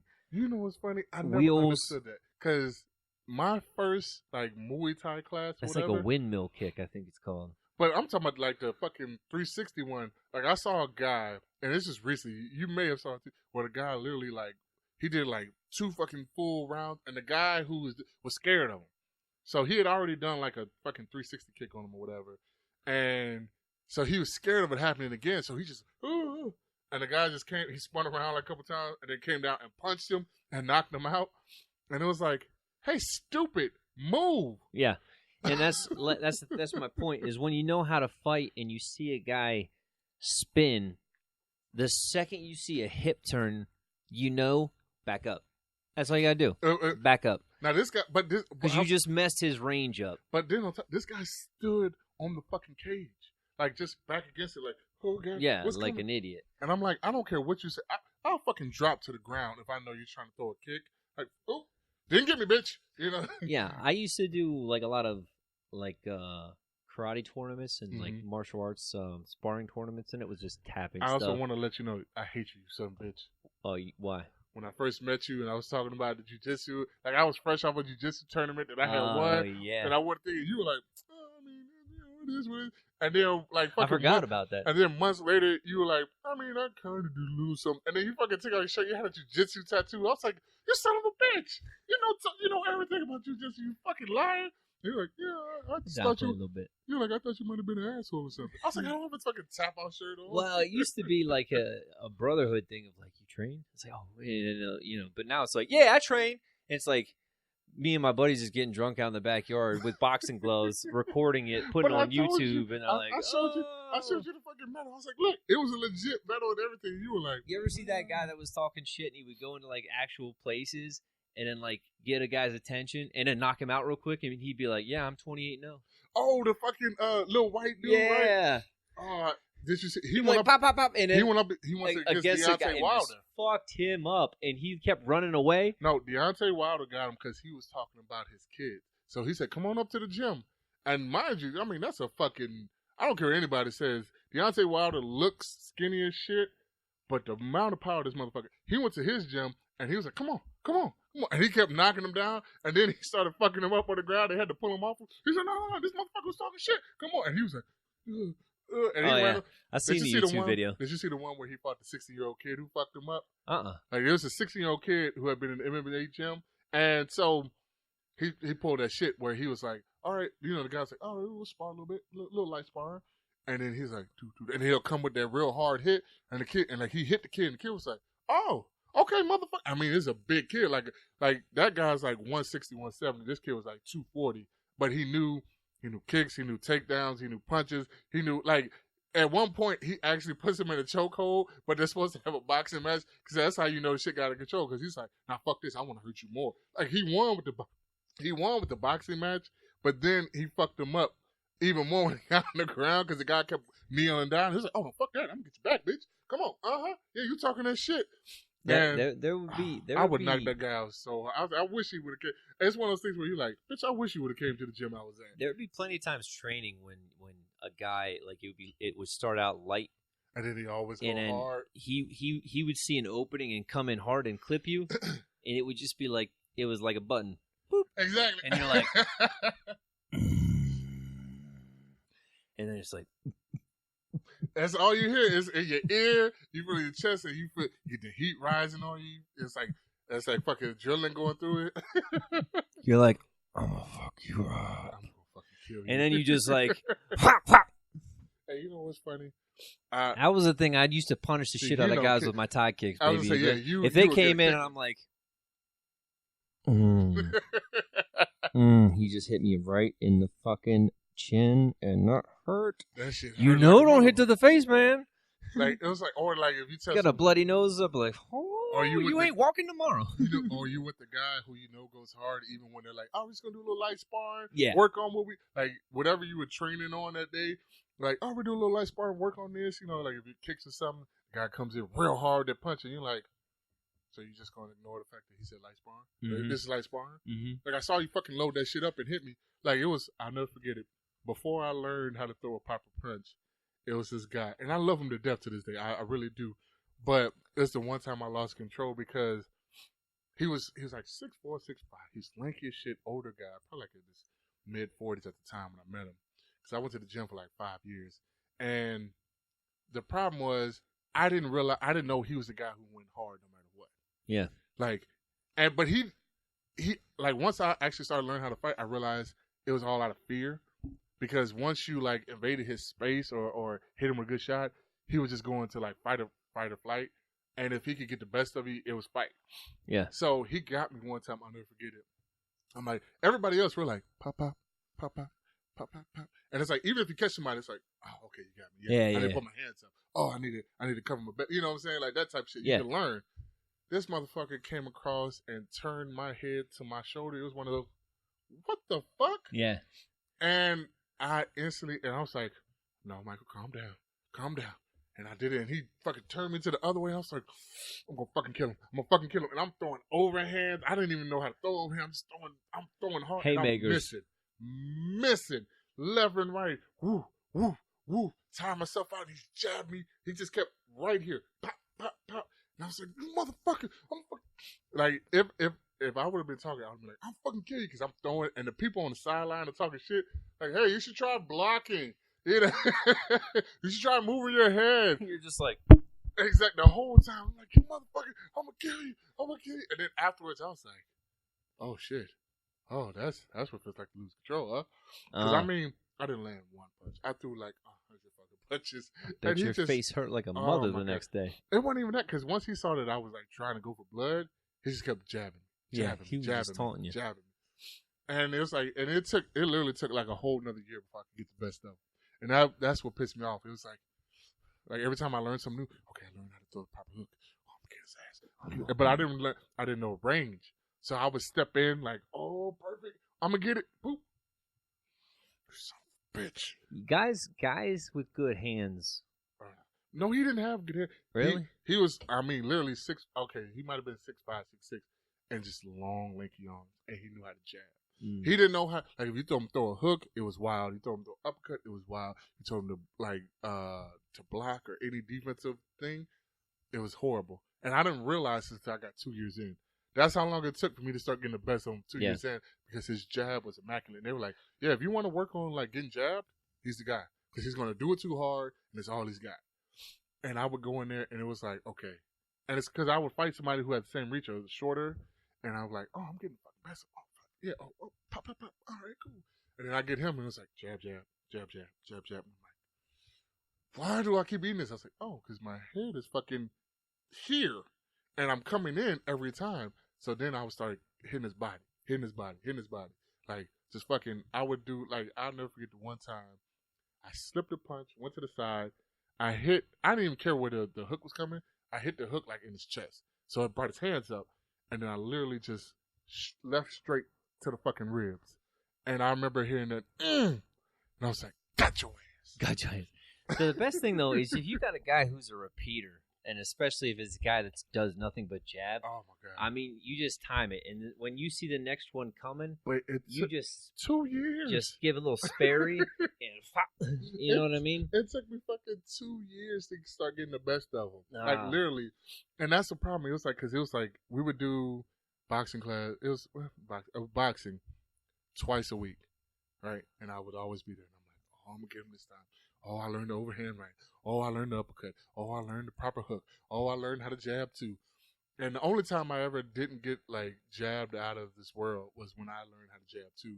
But I'd be doing like the longest fucking jab where you turn your body and get it all the way out there. And it's like, and I'm like, chest, stomach, because he was so fucking tall, it was hard to get his face. Yeah, you had to get that reach. Once I learned reach, once I got that, it was like chest, stomach, up and under, overhand right. Yeah. Or some shit like that. And then it was like, and then when they taught us the liver punch, I was like, oh, motherfucker. And they were like, get it low. And it's funny because the guy who taught us was like, we're only going to work on this one class. I was like, that's all I need. And I got his ass. Give me some reps. Give me some reps. Put me in, coach. We got totally off of racism. Yeah, we did. We got on to...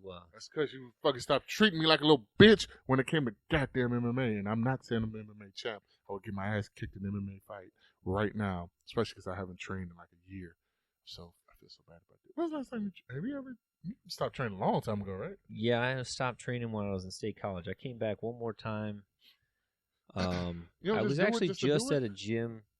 Not at a gym, at my gym. I was talking to a guy a couple months ago who trains somewhere in Harrisburg, and he had a shirt on, and I was talking to him for a while. But you thought about going back in it? Nah, dude, man, when I used to do it, I was in my early 20s, and my body would be sore. Sore. I mean, today, man. 32, man. That's why you go in. So sore. So sore. So here's the thing. There was a gym that the guys, the gym that I went to, it was actually, you ever heard of Krav Maga? Yeah. So I actually started out with Krav Maga. Israeli. Yeah. And the reason why I like that is because it's a self-defense, but it's a realistic life-saving self-defense. It's not like, oh, you're going to kick ass. It's like, no, you're going to survive this and be able to move on. That's what a lot of jiu-jitsu is. But that's what I'm saying. But this was strictly like, hey, we're not going to help you win the fucking fight. We're going to help you get the best or get the best situation for you to get the fuck out of there. Yeah. It was like, knife attack, gun attack, all this shit, right? Which a knife attack is like, realistically. I'm running. Yeah. It's funny because everybody I met, they were like, oh man, I'd rather get shot than stabbed. I was like, what is wrong with you? I would. And they were like, have you ever seen somebody get stabbed? I was like, no. And they showed a video of this guy, and I'll never forget it. This guy was like, they're fighting. And what you see is like the little guy, he's squaring up. He's got his hands right, his shoulders right. And he's like, yeah, motherfucker. Yeah, motherfucker. And what you don't see is the guy kind of like dip into his pocket. And then he's ready again. And then next thing you just see, oh, yeah, what motherfucker? But you see the guy go to the body. The guy who's actually losing the fight. Yeah. Go to the body. Like, bam, bam, bam, bam. And all of a sudden, no, it's like bam, bam, bam. But it looks like he just threw like a bunch of body shots. You're like, oh, shit. And then you see the guy who's fighting go like, and then just kind of like, you see his body seize, and he just drops. And you're like, and I'm like, what the fuck happened? I was like, he killed him with liver shots? Because we had just learned liver shots. He's like, no, he got stabbed. It's like, the guy was stabbing him while because the guy is still punching, not realizing the guy has a fucking knife. So he's still punching at him, winning perceived fight, right? Like, if it's a boxing match, he's fucking him up. He's just getting jacked. But the other guy is like, boom, boom, boom, boom, boom. And they were like, he got stabbed like 8 or 10 times. And they're like, he died. And I was like, you guys just showed me a fucking snuff film. Like, what the fuck? They were like, no, like, we showed you what actually happens because people will fucking pull knives on you. And you could win the fucking fight. Like, if it's a boxing match, you can win all day. Because you know how to throw the punch, you know how to do this, you know how to move. It's like, but if you're not paying attention and that guy pulls out a small enough blade and he gets you in those right spots, whew, and that's, I mean, I'll never forget it because the guy literally went like, yeah. And he didn't realize he got stabbed. And he was like, you just saw his shit slow down. And then kind of his body like. He got lightheaded and went down. Boom. Like I saw this video of a kid. So fucked up. A kid getting shot. I see a knife. I'm running. Or now, a gun. Now and it's funny because I used to say, oh man, you got a fucking knife. Psh, bitch, this is a regular fight. Let's go. Uh-uh. Now, I'm like, you got a knife? You wise. Shit, hold on.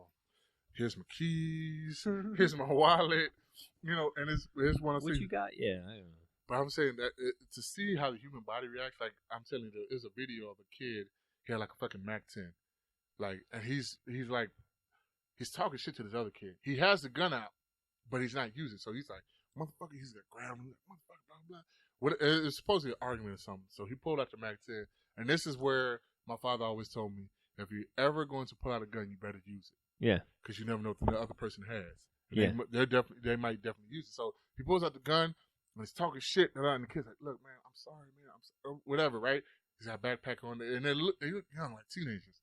And he's like, "All right, motherfucker, yeah, you better." And he pulls up his shirt, puts the gun back in his pants. 2 seconds later, you see the kid who he had pull out a fucking just regular ass, like one of these right here, handgun, and pop, pop, pop, right into his body, because they're like literally closer than where we are now. He's pop, pop, pop, pop, and he takes off running. And the kid who got shot, he was like, "Oh, shit." And he takes off running, and you literally see, like, he takes off running. No, he takes off running, and he goes, like, full speed. He's like, step, body sees up, fall. And it was like. Nasty. Fuck. I was like, because you saw his body react to it. Like, you saw the adrenaline where he takes off running, and then you saw where the fucking effect of the bullets hitting him happened. Because it's like, it's literally like, run, step, kind of sees up, fall.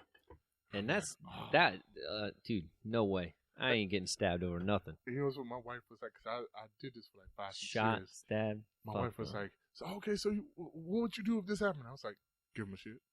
And then like everything she was like, "Give him a shit." She was like, "That's kind of like." My wife called me. Like, she didn't say I was a pussy, but she said it. She was like, "It's kind of like kind of being a pussy, aren't you?" And I was like, "No, I'm surviving." She was like, I'm not dying over. Yeah, she was like, so. There's credit cards in my wallet. There ain't no cash. Yeah, I was like, I'm gonna cancel them by the time we get home anyway. As I said, I said I barely fucking use cash. I barely use. I was like, I have one credit card, and all that. I was like, so no, I'm not. It's like I'll cancel that shit out. Here you go. Any charges that happen, good luck. I'll tell them. I'm like, hey, using this credit, here's my area code, so you can use this credit. Because the moment I'm like, hey, I just got robbed. Cancel all that shit. I'm gonna get all my money back. I was like, everything's gonna be fine. I was like, I'll actually tell them like, hey, if you can do me a favor, can I just like keep my Social Security and my license? Yeah. Like I will literally ask her like, can I keep my Social Security and license because those are the hardest to get. And it's like, but I was like, hey, you can have everything else. I don't give a fuck. I don't even see you later. I don't see you. I never saw that type of shit. And hopefully they're not high or hopped up enough where they're like, I still gotta kill you. You know? Yeah.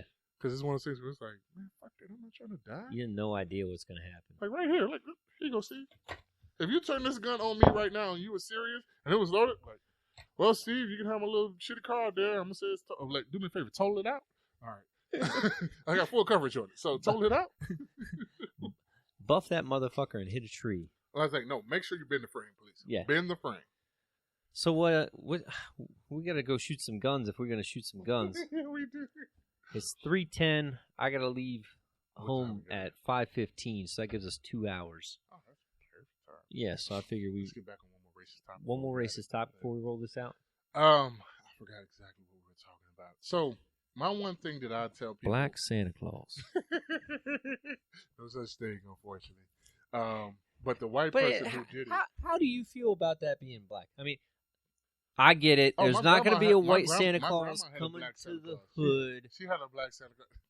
Yeah, white Santa Claus didn't come to the hood and hand out presents, and I know it was like, why can't give it a black kid present? You know what I've always hated? Is that part. Is that poor and hood has been associated with black. And the reason... That's true. I was like, because... My bad. No. It's not true, because, like, if you look at it, like, whenever somebody says urban, you automatically think black. Yeah. Like, they say urban this, urban that. Black. Oh, so you mean black. Like, if you don't want to say black, you say urban, which is fucked up because I've lived in poor neighborhoods. I want to say poor. What is that? Stupid.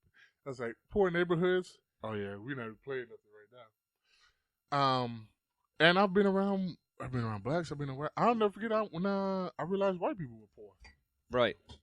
That's just like Chris Rock's bit. I mean, he's like, he talks about black people. He's a bassinet. But, there's plenty of white people eating mayonnaise sandwiches, living in a trailer park, listening to John Huckamella record. I don't even know who that is. I'll never forget the first poor white kid I met.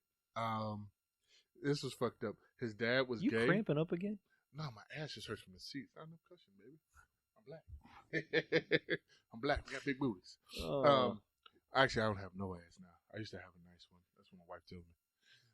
But since I got fat, it's just, oh God, I need to do some squats. So I want to. She used to smack me on the ass, and I'm like, man, look at that with that gay shit. Because even though it's a woman doing it to a man, but leave my ass alone, ma. But she don't smack my ass no more, and I'm kind of like, oh damn, baby, I'm sorry. I took that away from me. See, I got fat on you.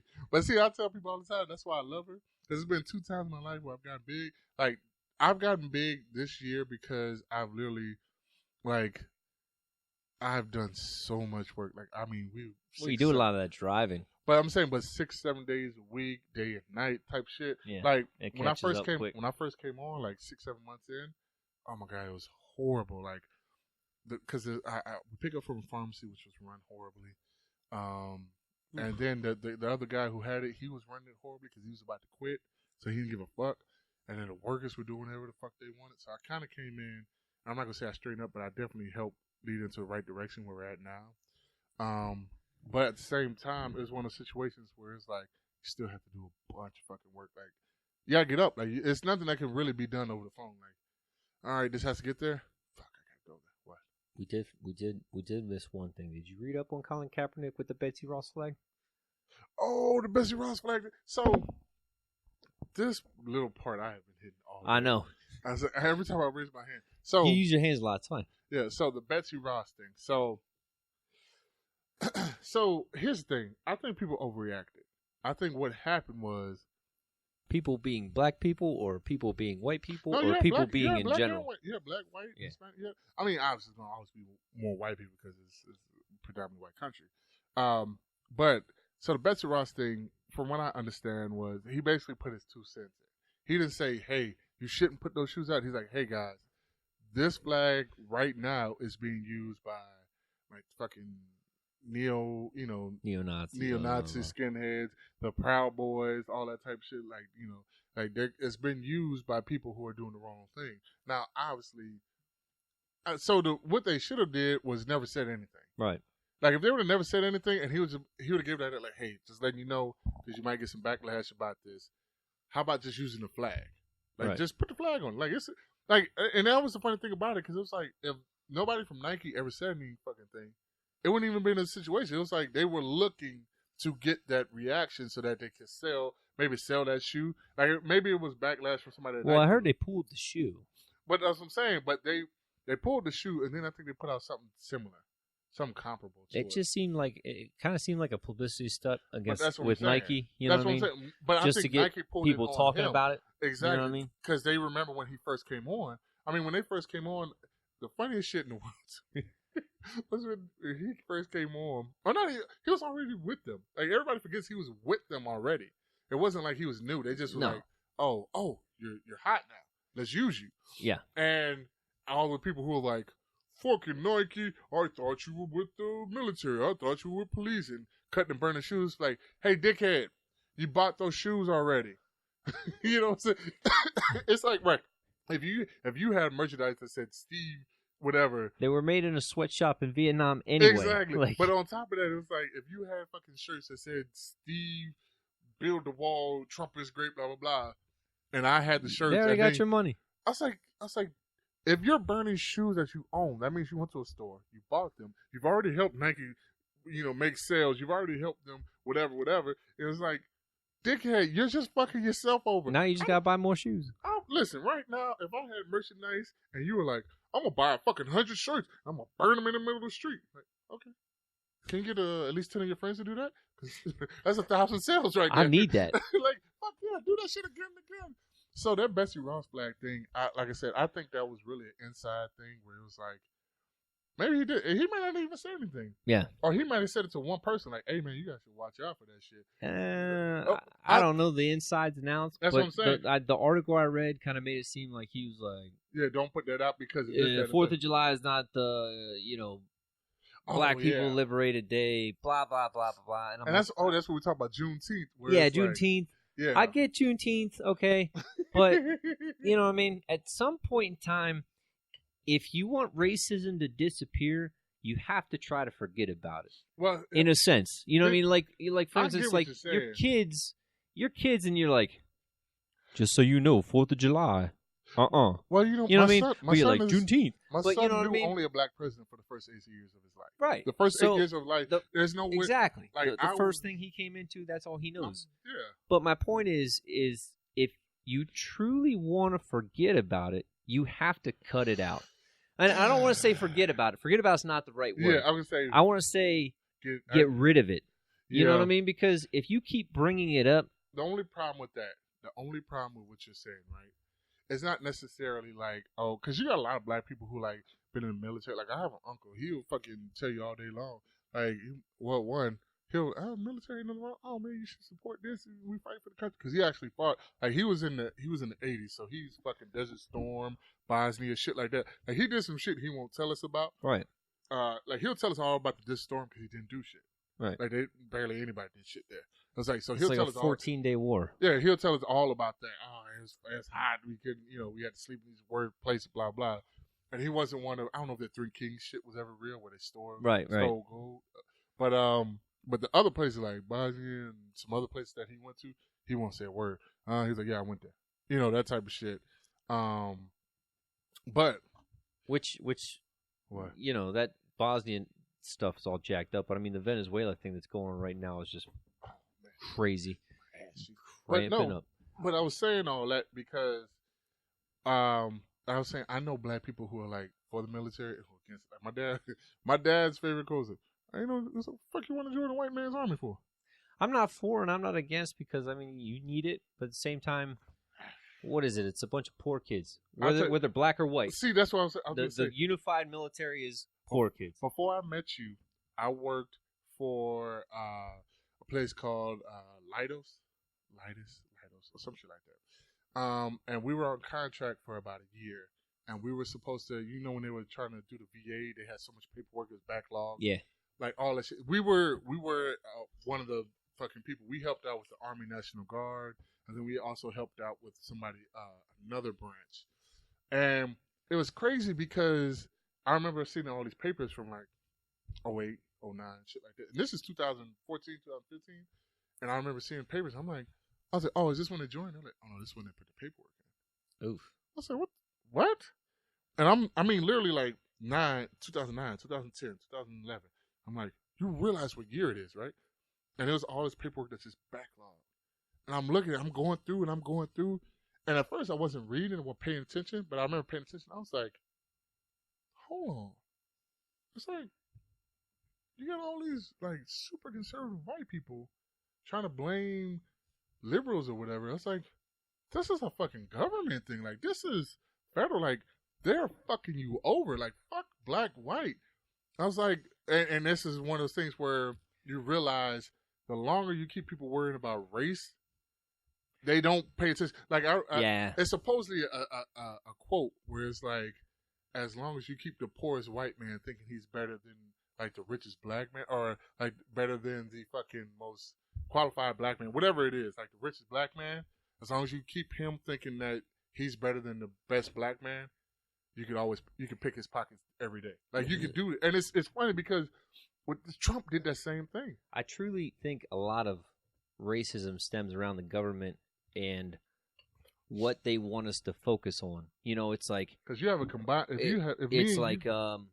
Look at like, oh, Amazon's not paying no taxes. Blah blah blah blah. Rich man's getting richer. They're like, but you're letting that shit go. But no. But then it's like, white cop killed a black kid, and everybody's like, oh shit, oh shit. Everybody forgot about Amazon. It was like, oh, Amazon didn't do nothing. Racism. Let's talk about it. So you know what I mean? They put it on a platform because it's a distraction for everybody to forget about the big picture of all the shit that's happening. In New York, they were like, we don't fucking want that.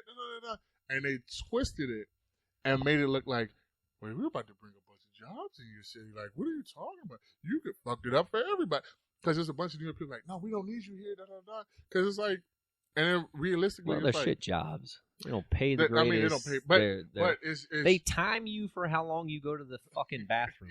I mean, but they're not the only one. I work for a company called McCormick and Spice. Yeah. And I remember I literally, so. Did you work there in Hunt Valley? Yeah. So I got let go, and I'll never forget it. This is one of the few times ever in my life I got fired, and I couldn't believe it. I got let go because I was all together maybe 10 minutes late. And I'm like, so 10 minutes late, that's fucking whatever. Right? Like, that's traffic. Yeah. Shit happens. No. So I would be standing there. They had a punch-in system. I would be standing there. You were like, No. I would be standing there, and you have people punching out. So you have to punch in. So let's say my shift was at 3 o'clock. I will punch in at literally 3 o'clock and 25 seconds. 3 o'clock, 30 seconds. 3 o'clock, 15 seconds. They added up those seconds. Oh, my God. They literally added up those seconds and said I was late those days. That's you're late this day. You're late. And it was You've been late an hour. Yep. Yeah. Over 5 years. Yeah, it was like, because they were like, you were late for 2. I was like, I said, it was only one day that I showed up and I was like 5 minutes late. And they were like, yeah, we know about that day. But here are the other days. And I said, say what? And they were like, yeah, you were late 30 seconds this day. I was like, but it's still 3 o'clock. Like, it's 3:20. Not even 3:20. Like, 3 o'clock and 20 seconds. The funny thing is they could throw that on you the other way and be like, you ain't allowed to clock in early. You shift don't start till 3. See, and that's exactly what happened, because if you clock, so they were like, you should clock in early. I was like, I didn't know I could clock in before. I was like, I got here at 2:40. Why would I clock in at 2:45 once I got dressed and everything? If I'm not, my shift doesn't start at 3. And they're like, well, you should have clocked in at that time. And then there was another lady who didn't like me, who was like, she added the ice on the cake, like, I don't believe he's going to work out here. And I'll never forget, because I was doing all this bitch's work. Like, she was gone. I did her work. Mind you, the department or whatever I was a part of won an award for like getting the job done quickest. And I was like, and I remember telling the lady, I was like, let me break this down to you. I was like, there's only 5 people in this little area you're talking about that won the award for doing the job the best. Yeah. I was here for about 2 months before the lady came back. I was like, don't you think if I was as bad as you're saying, they wouldn't have won the award? They're like, oh no, they were efficient before you. I was like, no. Her job was the tail part of that. Like, it was literally like fucking putting labels on some shit and making sure that everything was right? Yeah. And I was like, wouldn't that affect, like, if I'm, as horrible as you're saying, I'm late, I'm doing all this, like, wouldn't that affect that? And that's when she went to time. She was like, well, I'm not 100% sure, but I know the time. I was like, reaching. I was like, God damn, man. I was like, they were reaching. And it fucked the part about it. It was my mom's next door neighbor who got me the job. So for like 6 months to a year, I was like, hey, how you doing? And I just walk into my mom's house. Because I come to my mom's house all the time. She's like 8 minutes away from me. Yeah. And it's just one of those things where it was like, but I say all that because I was just talking about the fucking factory jobs. But I remember Amazon, they flipped it and they were like, we could have brought like a few hundred jobs into the area. It's like, you would have fucked over the whole community. Yeah. Just like when Walmart used to come into places and they shut down. Walmart used to shut down local little business. places, but when they became super Walmarts and had the grocery store too, then they started fucking over all the like Giants, Safeways, Weiss, Giants, all that. Like, I literally, in my area, we lost Weiss. We lost a couple Giants. Matter of fact, we're losing a Giant right now. Like, the Giant that's down the street from me, we're losing now. Fucking Costco. They're going to make a super Costco Giant or some shit. There's a Costco, but they're going to have a Giant next to it. I'm like, why would I go to Giant if I can go to Costco? Yeah.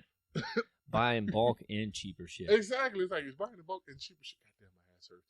I'll tell you that. All right, man. It's 3:26. If we want to go shoot some guns, I do want to shoot some guns. we're gonna have to roll. Goddamn, we got to come back. We got to wrap this up. And next time, I want you to bring some people in here. I want some people who, because we already know kind of how we feel about racism, and we don't differ too much because one, it's like one of the situations where it's like, well, we're both realists. Exactly. So it's like we both know people are racist. We both know people are bigoted. We both know stereotypes. We find a middle ground though all the time. We're like, yeah, I see your point. You're never on the side of being like, you're wrong. I could say something and you're reasonable about it. It's reality. You're because like, it's like, yeah. I mean, right now, like, okay, I'm a black guy. I don't live out here in, sorry, Pennsylvania. And I'm here in your house. You've given me drinks. You've showed me the place. I love you. Your dog has molested me a couple times. In she my is private black. areas. She definitely is black. So maybe she likes that black meat. Don't put any black dogs around. No boy dogs. No. But it's one of those things where it's like racism is that I'm surprised you said people were afraid to have this conversation. That's why I told you you gotta word it better next time, because it's like if they would have met me, I'm like, oh, this is totally fine. It was like because I'm not fucking super. They'd been scared at first, like this big motherfucker. But see, I'm not super aggro about it. I think I've had to live in a realistic world because one, since I was a kid, and I don't know about you how big you were when you were young. You said you was small as shit when you were young. I was tall and skinny. I was fucking when I came into high school. I was 5'10", like 165, 170, right? Yeah.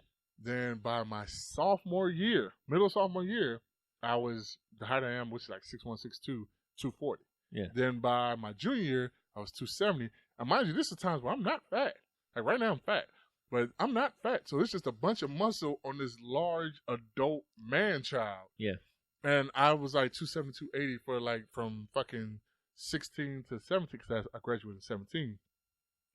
And my dad, my dad broke it down to me many times because I'd be like, I was like, man, why do people treat me different? You know, I never understood it because I remember my mom. I was intimidating. I was always a little bit bigger than everybody, and but my height, like it was always people. It might have been people taller than me, but they were skinny as shit. Yeah, I was big and a little bit taller than people.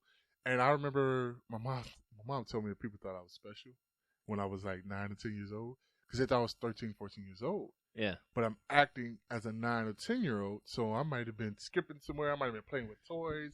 And I'm like, this fucking teenager is just retarded as shit. my mom said she has to defend me all the time. Like, no, he's only 9. I'm like, you're lying. I'm like, he's only 10. He better play some football. I know that. He better goddamn play some. Like everybody would say, he better play some football. Yeah. But I was like, but my dad told me, I'll never forget when I was like 14, probably like 13, 14. But he had told me in the past, but he was like, look, like, especially when I got big, like football big, like I'm working out 5-6 days a week. Yeah. I would literally have football practice for like a few hours, come home, and then play basketball for like 2 more hours or more football. Then go home, take a shower, whatever, do work, whatever. So, I mean, I'm fucking cut. I'm in shape. You're doing it all. I have no hair on my face because I'm young, but I look like I'm the size of not only just a man, but an oversized man. And he was like, Mike, listen. He was like, you can't do some of the same things as your friend. And I was like, what do you mean? He was like, one, you're black.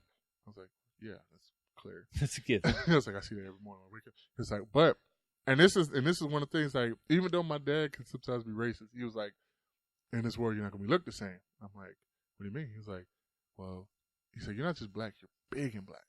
He's like, and that scares her. He's like, hell. He's like, I'm worried about it. he was like, I'll never forget it because I remember 15 years old, I finally benched 300 pounds, right? And I mean, I had been working at it all year long. I'm talking about. And we used to arm wrestle. And this, I'll this story. We used to arm wrestle. God damn this man. Arm wrestle all the time. And he would kick my ass every time. Beat me every time. And the closest I came to was one time we got stalemate. And he was like, okay, you're getting a little strong. He wasn't threatened. I came in one day after I benched 300 pounds, right? And we did it twice. So the first time I was like, boom, got him. And he was like, I wasn't ready. You just cheated. You just went fast. Yeah. I was like, okay. So next time, I held him here for about 10 seconds. I was like, good? And because I could going down. Because I could feel that he's trying. He's shaking. But I feel the shake. But I could feel in my muscle. I'm like, oh, this ain't shit. And so he was like, yeah, stalemate. I was like, no. Boom. Got him. And I remember I was like, yeah. I'm jumping up down. Yes. Mind you, I'm like 260. I'm same height as I am, like 6'1", 6'2", 260, pretty much all muscle, like 85% muscle. And I just remember my dad going, ha ha, you got me. Uh-huh. Like literally, you saw how I just changed my face? Uh-huh. Let me talk to you right quick. And I was like, what? What's going on? Because I'm still saying, like, what? You want again? He's like, no. He said, no, good job.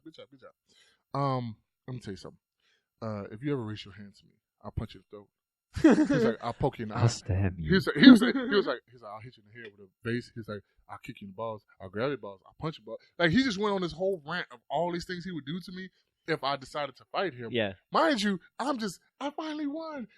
Because I've been Well, he's seen the problematic coming down later of like, I can whoop Dad's ass now. Yeah, it's Suck like, a dick. So from 10 to 15, I'm like, 5 years of just losses, just handing me losses left and right, laughing at me, talking about, oh, you can't do more pushes than me. Oh, you're not stronger than me. And then finally 15, I'm like, yes, 5 years of losing, I finally win twice in a row, easily. And he's just like, I'm gonna fuck you up. And he's like, you might even win the fight. I'm like, what fight? I don't want to fight you. And he was like, even if you want to fight, you gotta get the hell out of my house. Like, it's over, baby. And I'm like, and mind you, I haven't said one bad thing. I haven't been like, yeah, what you want to do? I haven't bucked up to him. I'm literally just going, yeah, I finally won. And he just instantly switched it on me, told me how he would fuck me up if he could. And then he said, and if I can't fuck you up, you got the fuck out of my house. and either way you leave. Yeah, he said, either way you lose. And it's funny, and I remember, and like shortly after that, that's when I think a cop had stopped me at like a basketball game and didn't believe my age. Because I was like, yeah, I'm just a sophomore. He's like, yeah, so you're a senior pretending to be a sophomore? I was like, what?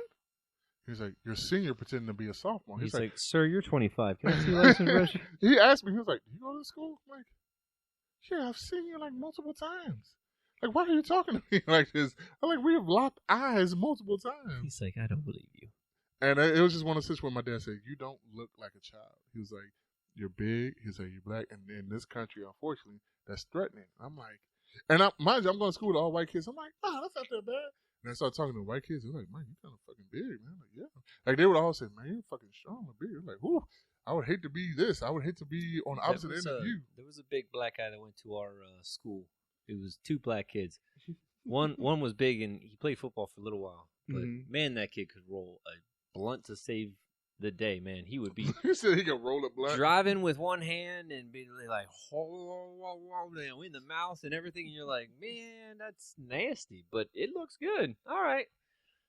So that was the day. But, all right, baby, let's wrap this thing up so we can go to racism plus shooting guns. Go shoot some guns, and then obviously I got to.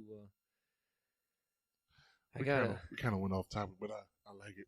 I want to come back now, man. I can't not dismiss you.